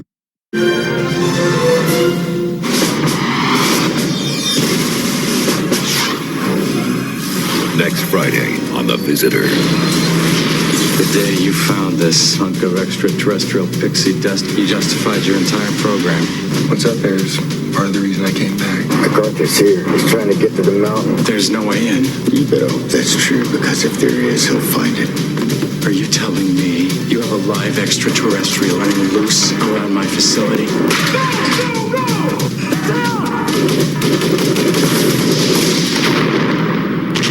Now, a pack of demonic dogs must be stopped. The millennium is near on Fox.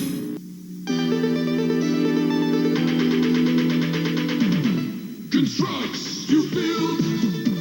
Constructs. Advance. Constructs. Command. Constructs. Launch. Constructs. Constructs. Constructs and new space constructs with pieces that glow in the dark, each sold separately. Constructs. I'm moving my feet for a taste so neat. They feel like spot dark taste. Pop, pop, pop, pop, my feet can't stop. Until they pop off nice and hot. Because they taste so good. I'm moving my feet to the pop dark speed. I'm moving real fast, but they sure won't last. Real food on the inside, pastry on the outside. Pop, pop, pop tart. I'm moving my feet to the pop tart speed. Because they taste so neat. So I hope you like Visitor. Visitor did not run a full season, but we had a few weeks ahead of us for this show. It was funny because we're sitting around the shop and I didn't have my phone like handy, and I'm sitting there talking about the lead. I'm like, he's the guy. He was in that show, about the Canadians, and we're sitting there looking up. And Mark goes, "Oh," I was like, "Yeah, due south."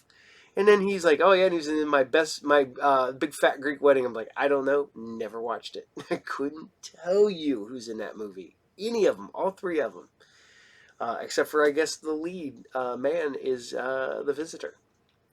So that's about the only thing I can tell you. But on that note, as I like to say that, we're going to tie this up today. We're going to do the rundown.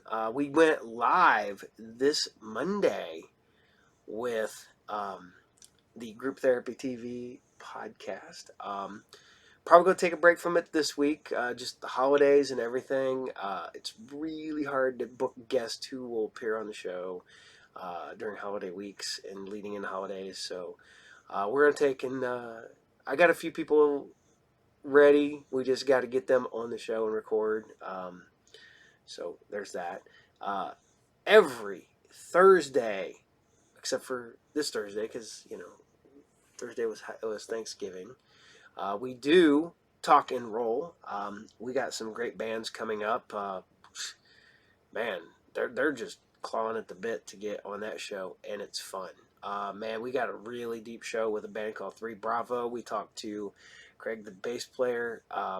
Man, it is really good to see that guy kicking butt, seeing the older guys, but yeah, We got a lot going on that channel. And you're watching SciFridays every Friday at 8 p.m. Every Saturday at 8 a.m. I say 8 a.m., but it starts even earlier than that.